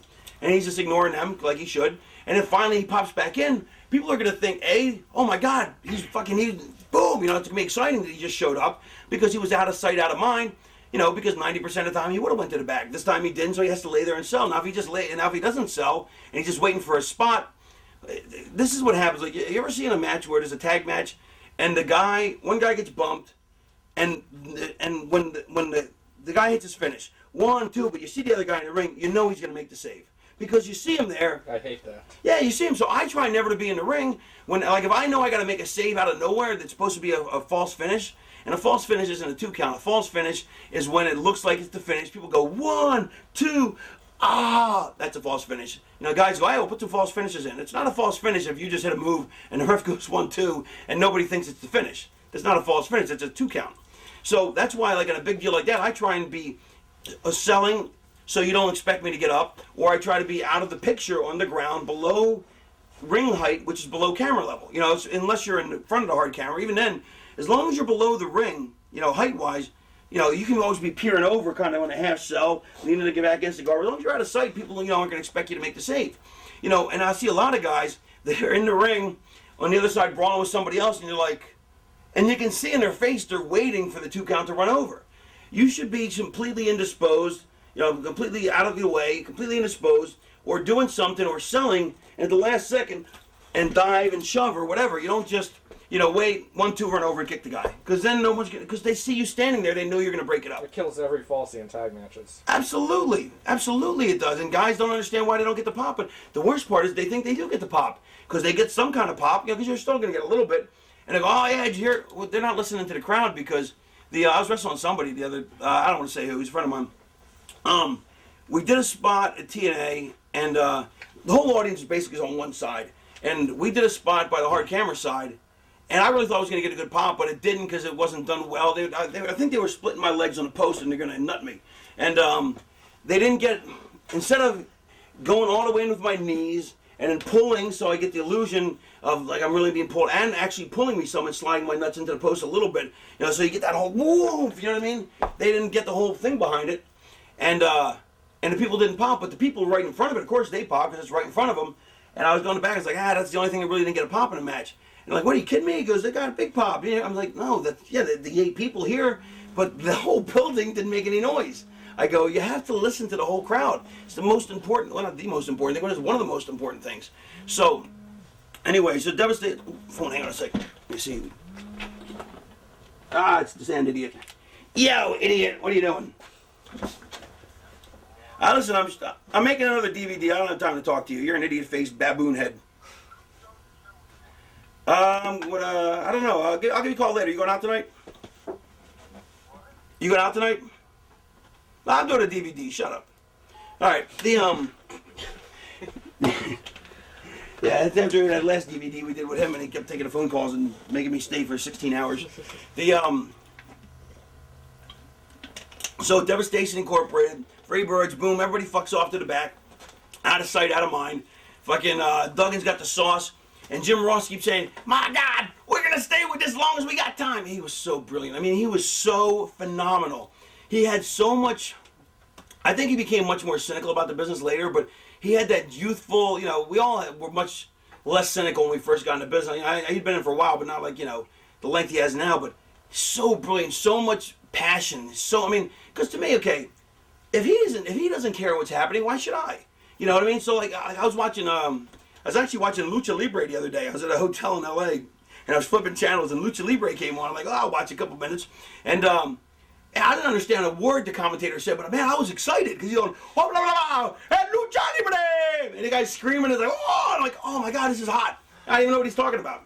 But just the amount of passion and emotion in his voice made it dramatic. And you know, my buddy were joking. You can imagine if the guy was really bad, though. He's just like, oh my God, did you see that? Look, he threw a punch. You know, he's like, he threw a punch! You know, so like, you know, it could be really terrible, but it sounds phenomenal because there's so much passion in it. So Jim Ross is going crazy. We're going to stay with this if we got time. Duggan's just getting beat up. Once again, now Duggan's the tough baby face, right? And once he got the sauce and they rolled him into the ring, he didn't try and make a comeback in a rally. He stayed there in his cell. He's a baby face. Sell and make a fiery comeback. And this is the build where they're going. So he's selling. And Duggan, I mean, in one-man gang, just boom, boom, just pound, boom. Bam, and he's pounding them, but they didn't need to make it long because remember this is an angle. It's not, you know, they're not giving away the match because why would they give away the match? Because they need to sell that on TV. So I mean, I'm sorry, they need to make people pay for the house show. So why give away the match for free? However, they're giving you enough of this so that you're going to want to pay to see even more without ever giving a thing away. So what finally happens is Jim Ross is going, my God, we're almost out of time, and I remember this as if it was yesterday. And Duggan's laying on the ground, and all of a sudden the one-man gang backs up to the corner, and he sticks one foot on the rope, sticks another. Hey, my God, he's going for the 747 off the second rope. And from watching the show for weeks to week, you know that the 747 off the second rope puts the guy in the hospital. This is the hot baby face, the hottest baby face in the company. The top heel is about to put him, climbs up, and this is the art of working. This is drama. Most guys now just climb right up, whoop, whoop, you know, and make it look easy. Except you know what? There's time when you're beat up in a match. If you do it that easy, then how hurt could you be, first of all? Like, I hate when a guy 15 minutes into the match doesn't up and over. If you're that beat up at that point, are you really thinking up and over? You know, you're thinking use as little, get as much out of each little thing you're going to do because you should be pretty beat up after 15, 20 minutes. You know, are you going to spring to the top rope? Well, you can because it looks cool, except that how hurt could you be? Wouldn't it be more dramatic if you fucking climb your way up, you know what I mean? Maybe 2/3 of the way up. God damn, I'm fucking hurt, you know. You know, now if you're 500 pounds like the one-man gang, he took his time. It was brilliant. What? I mean, this to me is working. Boom, 1 foot, and the rope sags. Boom, the rope sags. You're like, holy, this is one big motherfucker. You know what I mean? And he straightens up. Ooh, hits his fucking gimmick, leaps off, show in the dark. So you have no idea if he landed or not. And the best part was I think there was a trailer of music. I don't think I'm wrong about this, but I could be wrong about this. I gotta just, my memory could be slightly wrong. But I believe there was like a bed of music playing in like the last 20 seconds of the show, so you knew that the last 20 seconds was coming, which was great because then you're like, oh my God, the show's about to end now. Because even though Jim Ross is saying it's going to end soon, you don't know when. Now you hear the music, you're like, oh fuck, it's going to end. Oh fuck, what's going to happen? The one-man gang. And halfway between, he leaps off. There's Duggan. We have no idea if he moved, not anything. And the show went to black. I think, no! As a fan, I'm like, no, what happened? I got to tune in next week. And that's drama. And that's booking. That's an angle. I mean, so now they've given nothing away. Have given absolutely nothing away because we didn't see the title match. We didn't see any of it. In fact, we didn't even see a fair contest because Duggan was gaffed. Got color right off the get-go and was thrown into the cage, and he never even had a chance. So if you're a fan, you're going, you didn't see any match. All you saw was Duggan was the one-man gang throw 10, maybe 5, 6, 10 punches at the most, and go for his finish. So we saw no match at all. So they didn't give away anything. What they did was they made you think you saw part of a world title match that you really didn't see because it really wasn't. I mean, it was, but you really didn't see anything. And then now you're going to pay. Now, believe me, if the show would have been in Philly, if I was living in Delaware or Delaware, Philly, if they would have been wrestling that night anywhere within 100 miles, I would have been in my car driving there. But they were always in Tulsa or somewhere. But and that's the thing. That's the kind of thing where you're like, holy crap, that's drama. And what makes me laugh is Vince McMahon never liked to end the show that way, and he never would, because I used to be an associate producer for him. And he would never end the show that way because he goes, well, in a real sporting contest, you wouldn't cut away. Yeah, this is wrestling, though. You know what I mean? It's not a real sporting contest. And to be honest, you can't stay for interminably. You know what I mean? Obviously, you can.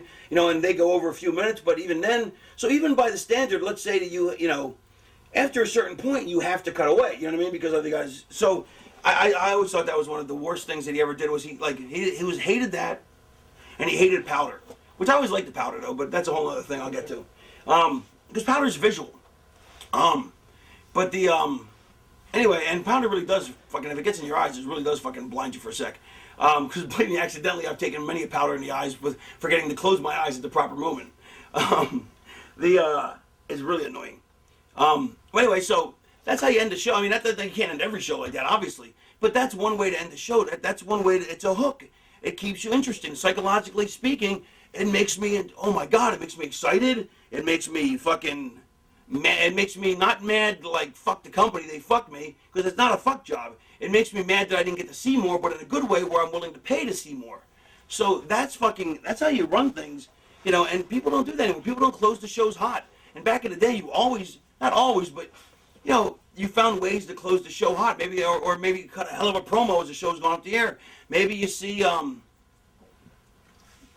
maybe as the show's going off the air, fucking, I got Gabe, maybe like somewhere throughout the show you see me stalking Gabe.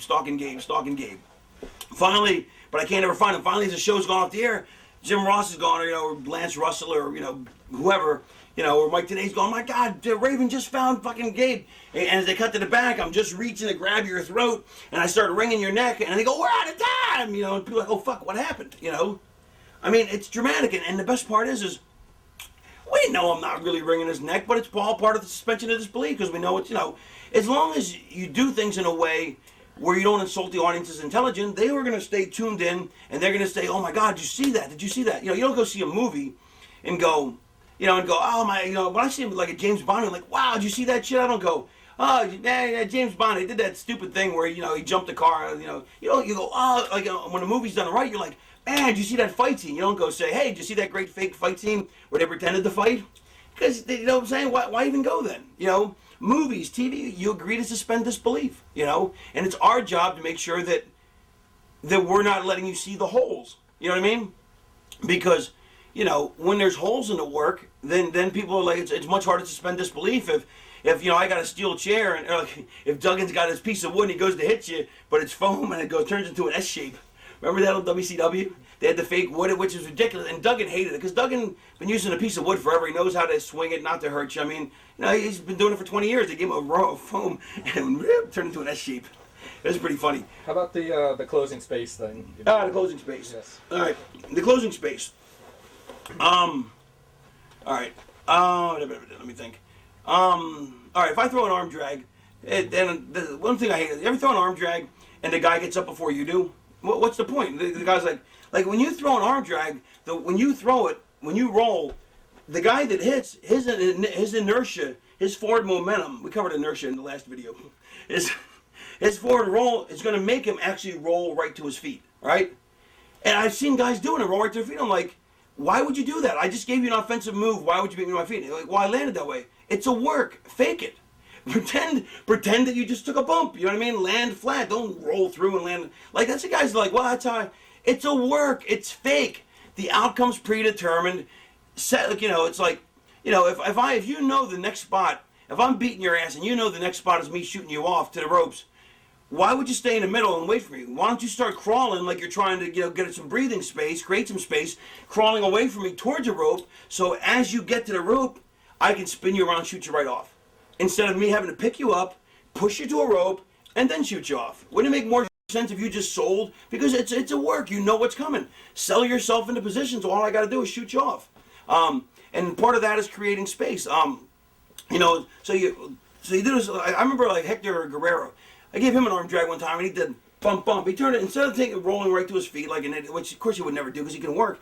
He went bump bump and got 2 bumps out of it. Like the way he landed, like a rock skipping. But the thing too is now if I give you an arm drag, right, and let's say the spot is for me to give you an arm drag after arm drag after arm drag, like 3-4 arm drags in a row, whatever. So if I give you the first arm drag, boom, you go rolling. Now in this case, because you know you're feeding me again, you do want to come to your feet. You don't want to beat me to my feet because how dumb would that make me look? Why would I throw a move where you land first? So you have to time it. Which is why you always have to be watching what everybody else is doing and know what's going on. But you want, because you know that you're coming to get me another one, you want to take it in the roll, but you also want to create the space because, let me move my chair. She gave one about creating space. So if I throw you and you land over there, if you roll right to your feet close and you just come right running, then there's not as much distance, so we can't get as much speed. We can't make it look as dramatic. So if you roll, and instead of not only rolling and landing facing me, you roll, you turn, which is why you always turn away from your opponent, and then you come running back in. So if you just roll, and then you just come running straight on, we've lost, the buildup of you getting the extra speed and the momentum, because now I've actually launched you with my arm drag. As you come up, you come running back the other way. So by going this way first, we're creating distance. By creating distance, we give you more time for more speed. He looks so much like Axel Rotten. He does.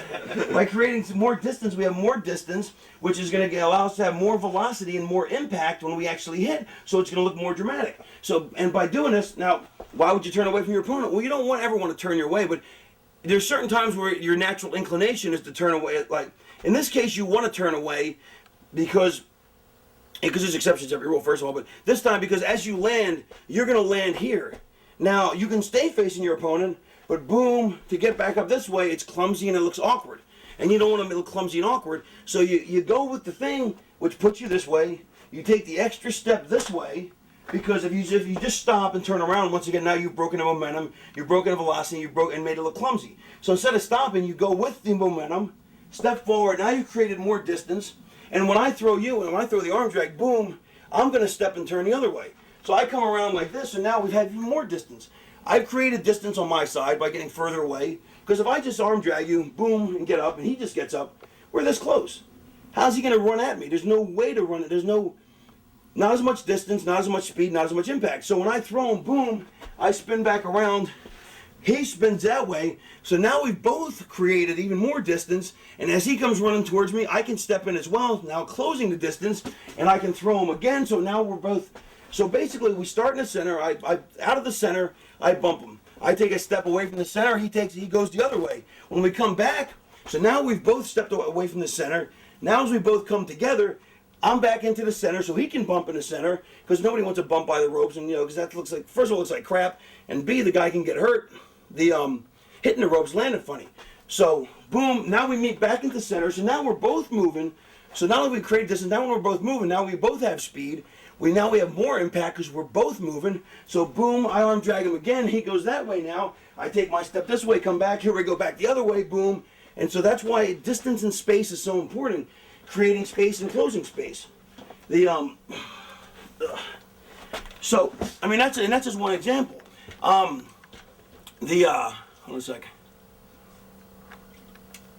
You always want to have, very rarely do you ever want to just stay static. I mean, in wrestling, you should always be doing something, even when you're doing nothing. Now, that doesn't mean doing spots nonstop, which is why a lot of guys do spots nonstop, because they want to keep the action moving, but they're uncomfortable doing nothing. See, to me, there's a huge art to doing nothing. The Raven character would sit, because I know mine best, I would sit around, I'd start pig snorting, like I'm thinking, what am I going to do next? I'd start looking at the audience to engage the audience so they stay with me, you know what I mean? And then maybe I'll get to one knee, then maybe I'll get up, and so because if I'm going nonstop, first of all, there's no time for the audience to digest what we're doing. If you do 35 high spots in a row, I can't remember any of it, can you? Nobody can. All you can remember is the last thing, if you remember that. So, you want to give the people time to digest what's going on. So you slow it down. Also gives the guy time to sell, or gives me time to sell, or whatever. Gives me time to get my character over, his character over. If it's like a Ricky Morton character, he'll get himself overselling. Oh my God, look how fucking hurt I am. If he's a, Cactus Jack will take a sec. Bing, bing. And then he'll start hunching around, and he does all these little quirks and mannerisms and little things that make him more interesting as a person, because a guy who doesn't have any quirks, tics, or mannerisms isn't very interesting. So it makes him more interesting. And B, it also gives more time. So as he's doing, and he's bang bang, and he's doing his thing, and now he's setting a position, and really what he's doing is he's getting over the character, and he's letting the guy have time to sell. Do you know what I mean? Whereas guys don't do that, and guys are really self-conscious, because there you are, naked and exposed, doing nothing. It's like I'll watch guys all the time, and maybe the guy will go to hit his pose, but instead of stopping, hit your pose, a lot of guys will be like, and they're doing it while they're moving, because they're self-conscious. They're afraid if they stand still, stop, hit their pose, people might not pop for them. Whereas if you're moving, well, then they can't really pop for you because you're moving. So a lot of guys, you'll see it all the time as young guys, when they're you don't see them, they don't stop, take it all in, and hit their pose, because that requires a certain level of poise, requires a certain level of confidence. I remember watching Maven, who I didn't think was a particularly good worker, but what he did have was he had phenomenal poise for a guy who'd never really done anything. When he first started, a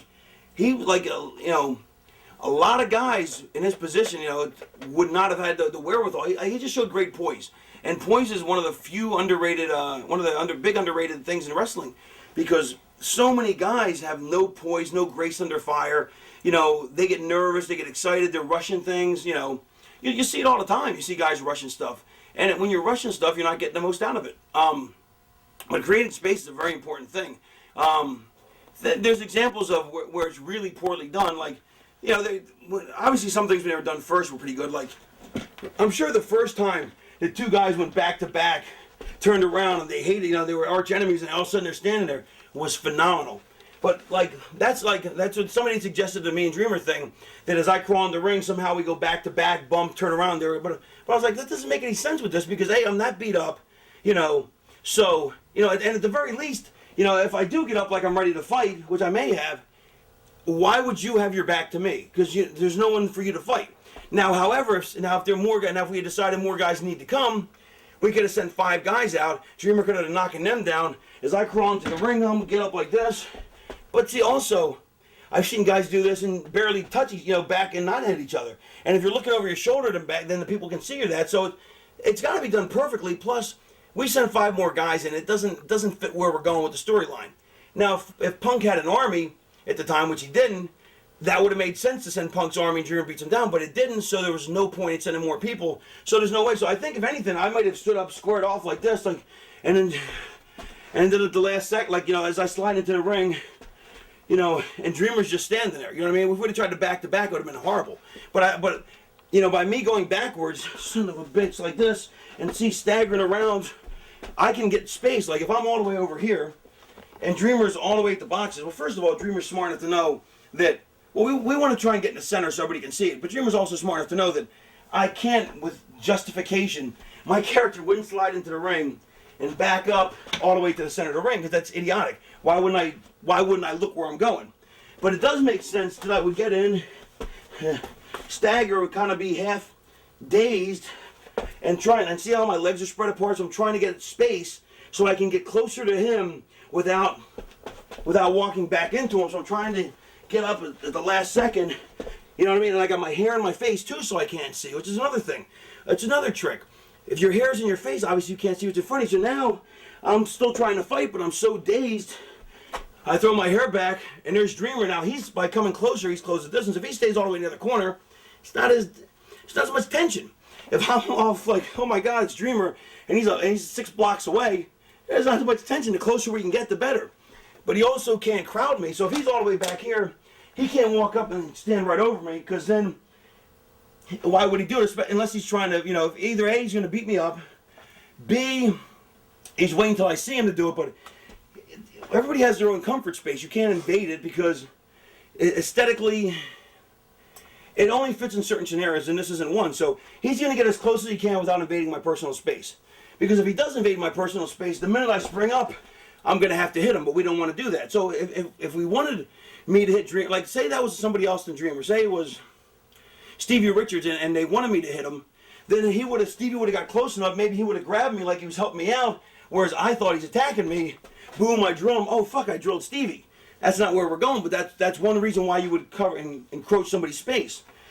But Dreamer doesn't want to do that because we don't want to have the fake punch. We don't want to have me knock him down, and we don't want to have. All we want to have is the stare off. So he wants to get as close as he can. I want to get as much distance, so I'm out here. So I crawl into the ring like this. I got my hair in my eyes, so I can't see. This is the ring like that. The center of the ring is where the chair is, towards that direction. So I get up. Now, my character's not an idiot, so if his eyes aren't towards the center of the ring or in some capacity, it doesn't make any sense. It doesn't ring true to the character. So I'm going to try and be as not looking at the center as I can while still getting as close to it as I can, because why would I get in the corner with, like, if that's the corner, why would I stand up and square off with the corner? Because there's nobody there.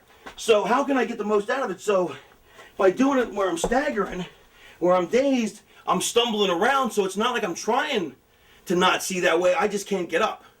And by not being able to get up, by staggering, A, I'm putting over the fact I got my ass kicked. B, I'm getting sympathy. C, I'm creating, and now I'm also closing distance so that I can get the Dreamer without actually seeing him, so we can have the big, when I finally do see him, flip my hair back, boom, there we are. So I want to get as close to the center as I can. It's most exciting in the center. When it's by the ropes, it doesn't look as visually as good because the ropes are right there. So once again, so if I get in, I slide in, and I'm staggering, maybe I fall to a knee, I'm still trying to get up, now I'm closing more space. I can only do that for so long without looking like an idiot. So now, see how I'm rocking? And by rocking, what it is it appears to the audience that I'm trying to get the strength to actually fully stand up. So if I'm rocking, and then I finally rock enough till I rock myself up, as I rock myself up, the hair comes back, I put my fists up like, oh fuck, it's Dreamer. See what I'm saying? You see what I'm saying? So much. Say yes. So I know people. Yes. So that's my whole point. So so I can close the distance because the only reason I can close this distance is because I'm that beat up. Because if I'm not, why wouldn't I just look at him? So the only reason I can get from the ropes, from the floor into the ring, and get close to the center without looking at him eye to eye is by selling. So I'm selling, and I'm using my hands and my knees, and I'm rocking, trying to get the energy.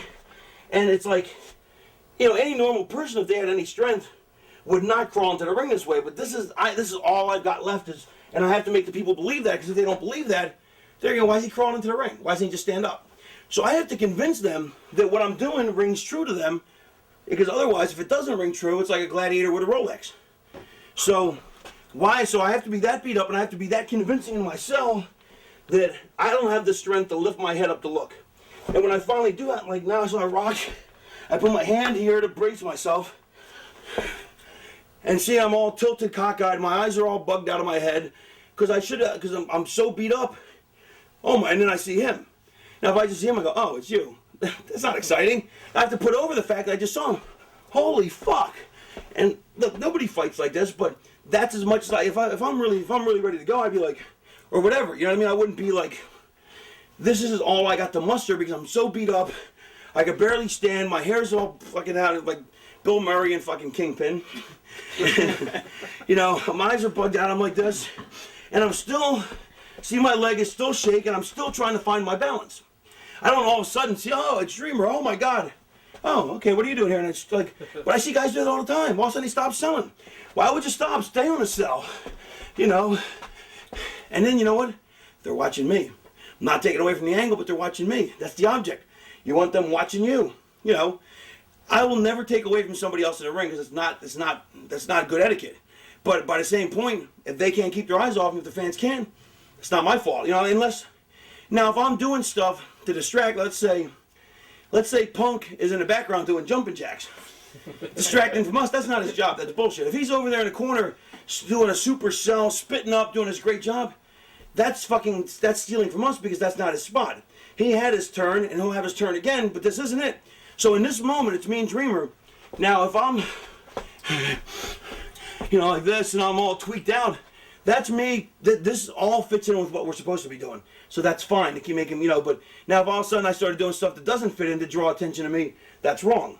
As long as you're keeping within the confines of what you're supposed to be telling, the story, there's nothing wrong with making, you know, being the focal point.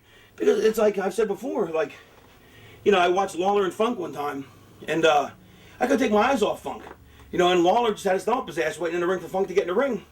But that's what was going on. I mean, there wasn't, nothing had happened yet.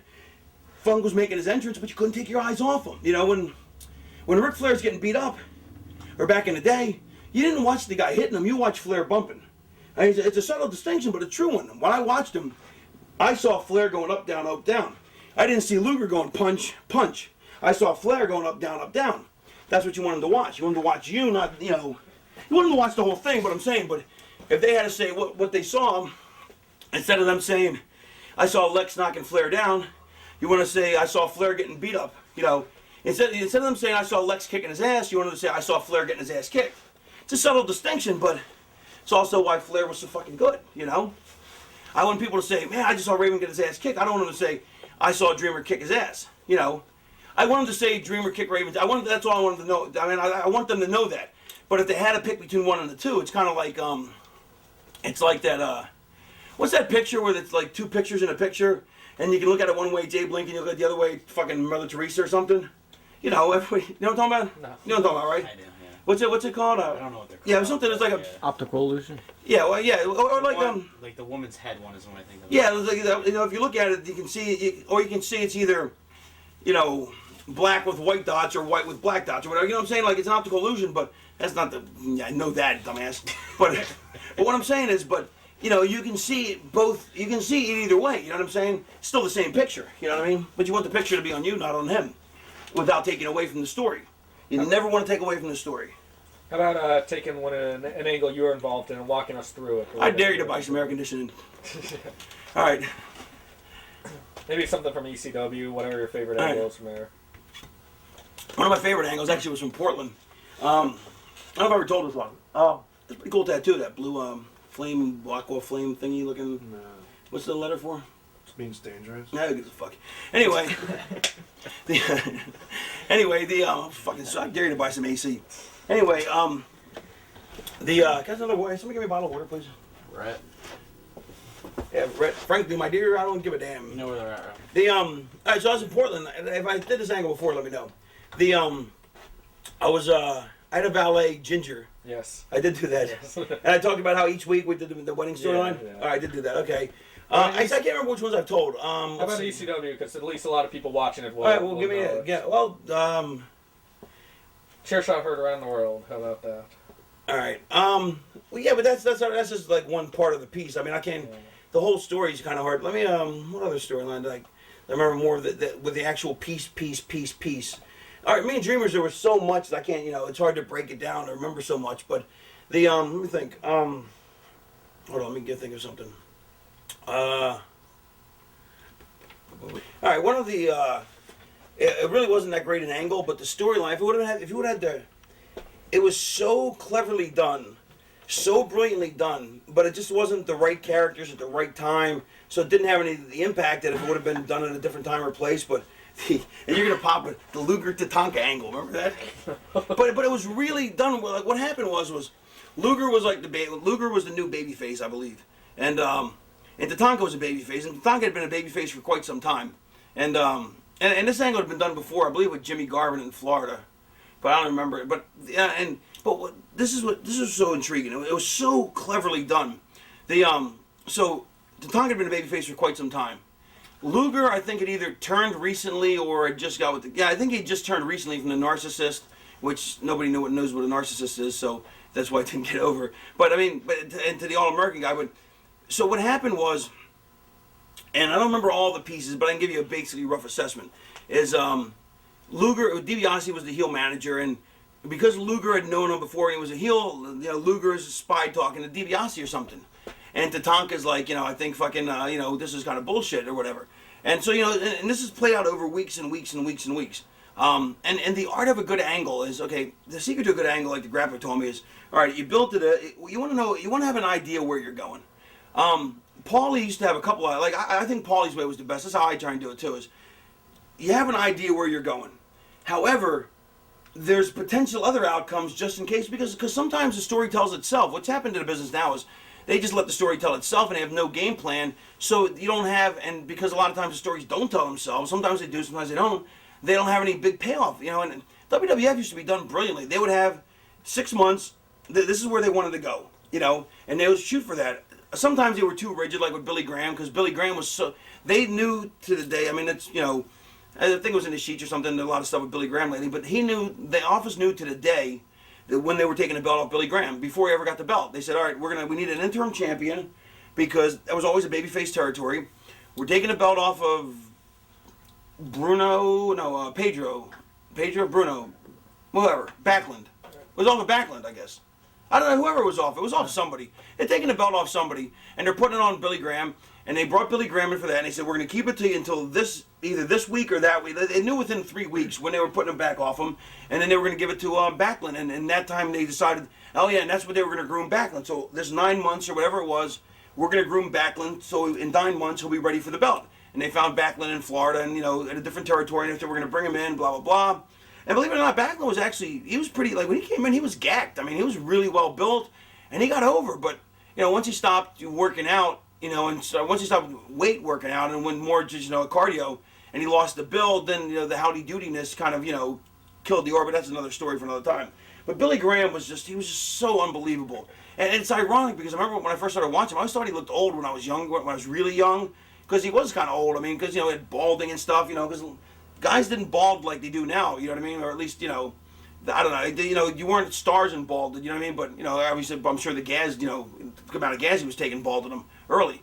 But the older you get, the more, what a phenomenally charming fucking, what a great fucking character. It's not a gimmick, it's a character, you know what I mean? It's a personality. And it's a shame because, it's funny because if he came along now, they never give him a chance. They would make him cut his hair, lose the tie-dye, put on a pair of trunks, and just cookie cutter him. And he probably, and because he wasn't a good worker, he probably never would have got over because he wasn't a good worker, but he's a money-drawing machine. But they knew to the exact date they were taking the belt off him, and which sometimes you can be too rigid because he got so over, they should have just turned him babyface and just let him run. But they didn't, and it fucked him up mentally, and, it's a shame. It's a really shame because he was phenomenal. And he was not a good worker, but he'll tell you that, which once again proves it's not about the work, you know what I mean? And I know people say, well, it's a different era. Well, yeah, but the psychology never changes. People go, well, look, Cena doesn't get us over because he can't work as good. But you know what? If they didn't put him in the impossible position, if they didn't put the belt on him, because from what I understand, once they took the belt off him, people stopped booing him, You can only push people to a certain extent, but work rate's highly fucking one of the least, today's version of work rate is one of the least important things. Anyway, so they knew when they were taking the belt off Billy Graham. So that's how they used to book it, and that's how you should book to an extent. I mean, you should have like this is where you want to go, but you have a couple other ideas in case it doesn't work out or in case this gets better, you can run with that. You don't have to just stay with it. We started one thing and stories would go way over here. You know what I mean? We were planning to go here, they'd go way over here. And we follow them around, they come back here, and then sometimes, we didn't always get where we were going, but we knew that if we didn't get where we're going, we were going to go somewhere else. We had some other ideas. But now they just go, okay, let's just do this, and we'll worry about it next week. And that's why you have continuity mistakes. Continuity mistakes are horrendous, because what happens is, as a fan, you're like, how, you don't like, I remember that one of the worst payoffs ever for an angle was this angle they did with Jimmy Garvin and Sullivan. It was a typical Sullivan angle where there's no payoff. They never thought it through, so they kept talking about Garvin's wife, Patty. And they kept putting about this history between Patty and Jimmy, You know, instead of calling her Precious, which is what they called her on TV, they called her Patty, like a shoot name. You know what I mean? So it was like, and back then they didn't. So you're like, ooh, something going on. And I never figured out where it was going, and nothing ever happened. It just died on the vine. And you're like, oh. You know, and it's like, what the fuck? Or like Jimmy Garvin and Ronnie Garvin, same territory. They never said they were brothers. So, you know, and then finally one day they did. And you're kind of like, well, are they brothers? Are they not? But it wasn't like, they didn't build the intrigue. It wasn't like, you're just like, well, if they're brothers, why aren't they telling us? And if they're not, then why aren't they telling us? You know what I mean? You can't insult your fans. You know, the fans may be dumb in many things, but they're much dumber in certain areas, but they're much smarter in certain areas. You know what I mean? You know, and the longer you're a fan, the more you figure things out. You know, it's not that the fans so much are smizarder. It's just that you watch wrestling long enough, you know the beats and the pauses and how things react. You know that if this happens, that happens. Which is why I try never to do anything that's expected. You know, it's like a really simple spot. This used to be a really popular spot. The guy would be selling. One guy would be on the floor. The guy would knee him, and elbow him in the block in the shoulder. The guy in the ring would bend over, and the guy on the outside would slingshot in and do a somersault. You know, and sunset flip him. Very popular spot. And Colonel De Beers, I probably talked about this before. Colonel De Beers, I saw him do it one time. He just moved. I mean, how simple is that? The guy slingshots in, he just moved. The guy took, you know, you never expected it. You never saw it coming, you know, because it's not, that's all it is. That's why Finley's getting over, because he does different stuff. I really like to see some of that stuff too. But, you know, but I just know him, you know what I mean? But, yeah, I gotta actually get a tape of some of that. But the thing is that you never go where they're expecting. So this brings you back to the angle, you know, and so but you should have an idea where you're going at least, you know, at least an idea. So the Tatanka Luger thing was really well done. They knew where they were going. Man, they played it marvelously, but it's just, the business was down. Luger wasn't over like he needed to be. Tatanka wasn't, you know, over like he needed to be, and just the business was really in a rut. I mean, it was really down. But in fact, that might have been the single worst year, one of the 2 or 3 worst years, you know, the last 20. Like 90. Wait, what was it like? Probably like 93. Yeah, 93, 94, yeah.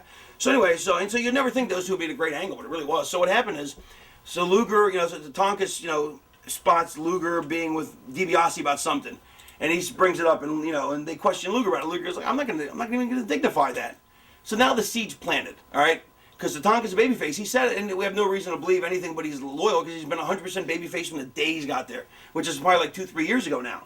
But he's done nothing to intimate a turn, or they would even think of turning him. So he's like, you know, yeah, blah, blah, blah. And Lex is like, I'm not going to dignify that. And, you know, and Lex is kind of a snobby character anyway. So you're like, So something else happens. And what they did was they kept setting up scenarios, which I don't remember the specifics, but this is how you make an angle work.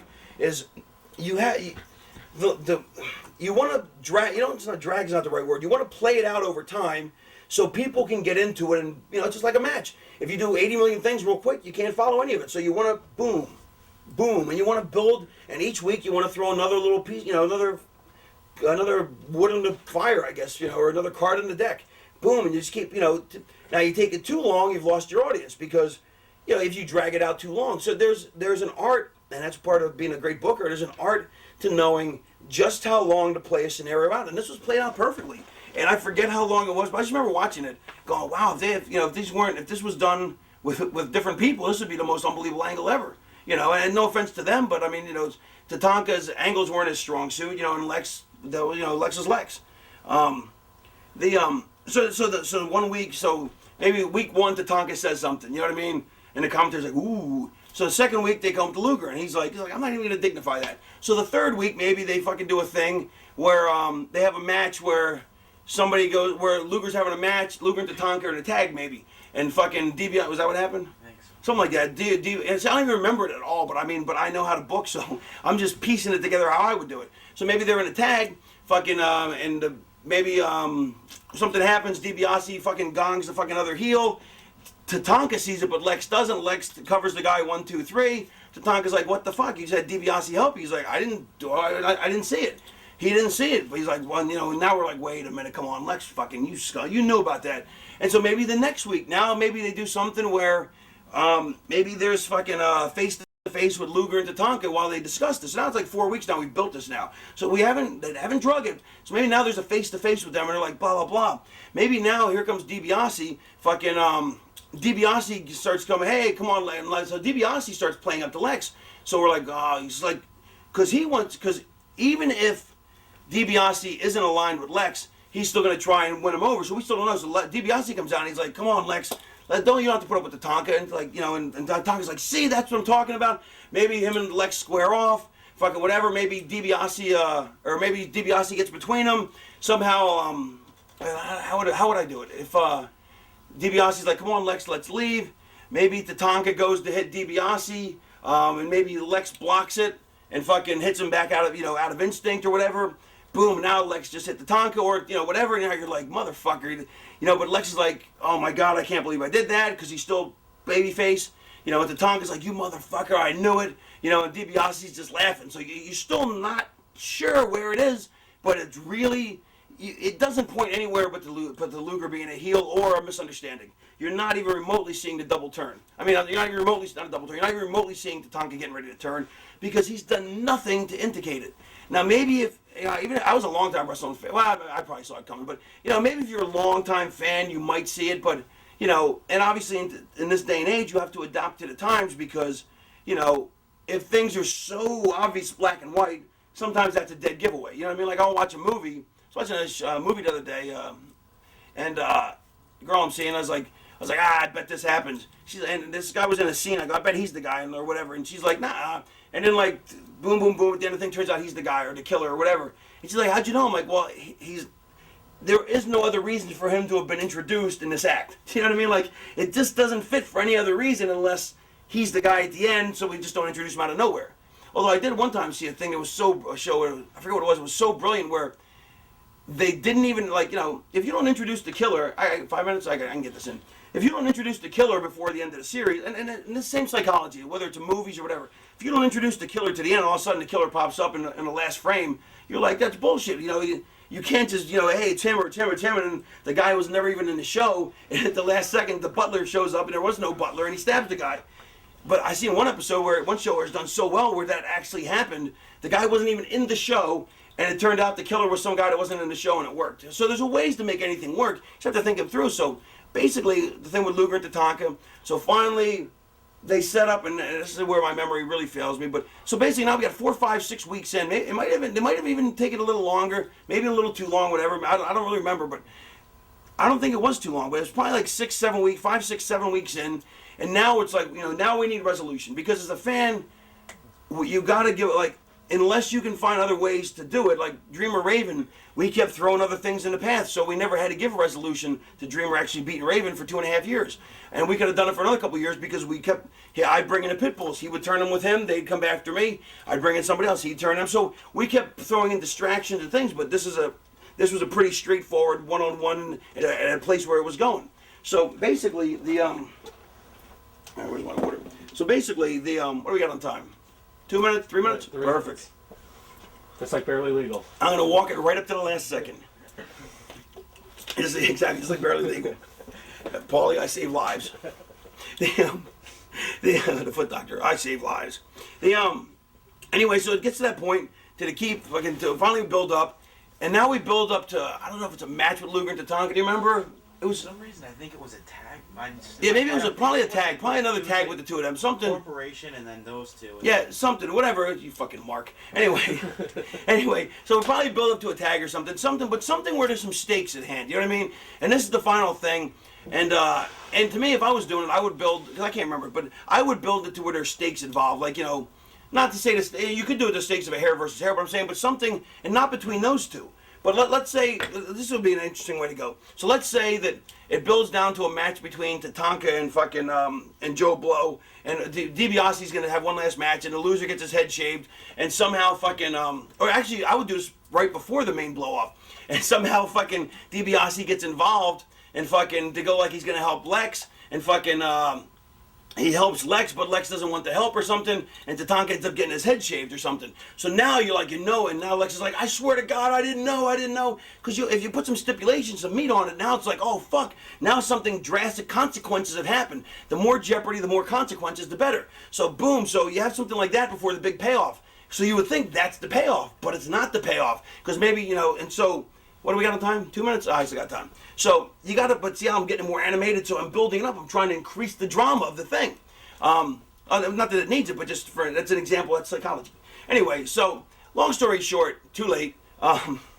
Basically, you can get a couple big blow-offs before the real blow-off, but what finally happened is is for however they did it. I don't remember how. Is basically it turned out that fucking the key point Tatanka fucks Luger. The last thing you were fucking expecting, and he walks off with DiBiase. What it was done because they were building Lex for the big push. They were going to give him the belt, and they were building for that. And what a great way to do that! I got to give me my 1 and my 30 seconds. You got to count me down. And so they were building to the big. They wanted to, so how you get more over.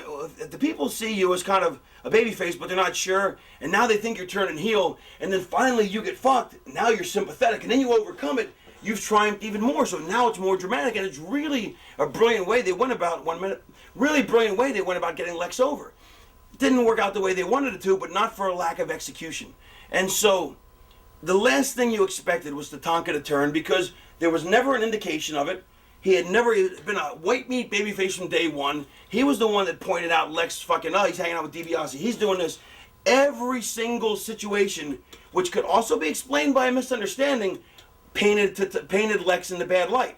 So it always painted him bad. Give me my 30s. Good. 30? 15? Where are we at? You got to count 30. Me down. 30? This is 30. At least I think it is. Anyway. 15 now.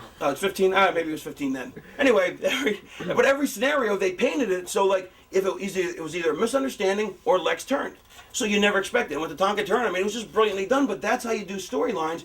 You lead them one way, you give them something, and then you give them something else. Or you think you're going to give them something else, and then you give them what you want to do in the first place. But you have to book it week by week by week, and you have to know where you're going or have an idea where you're going so you can tell the story the way you need to. Perfect. Secrets of the Ring, Volume 6 or 5 is in the books. We'll see you next time.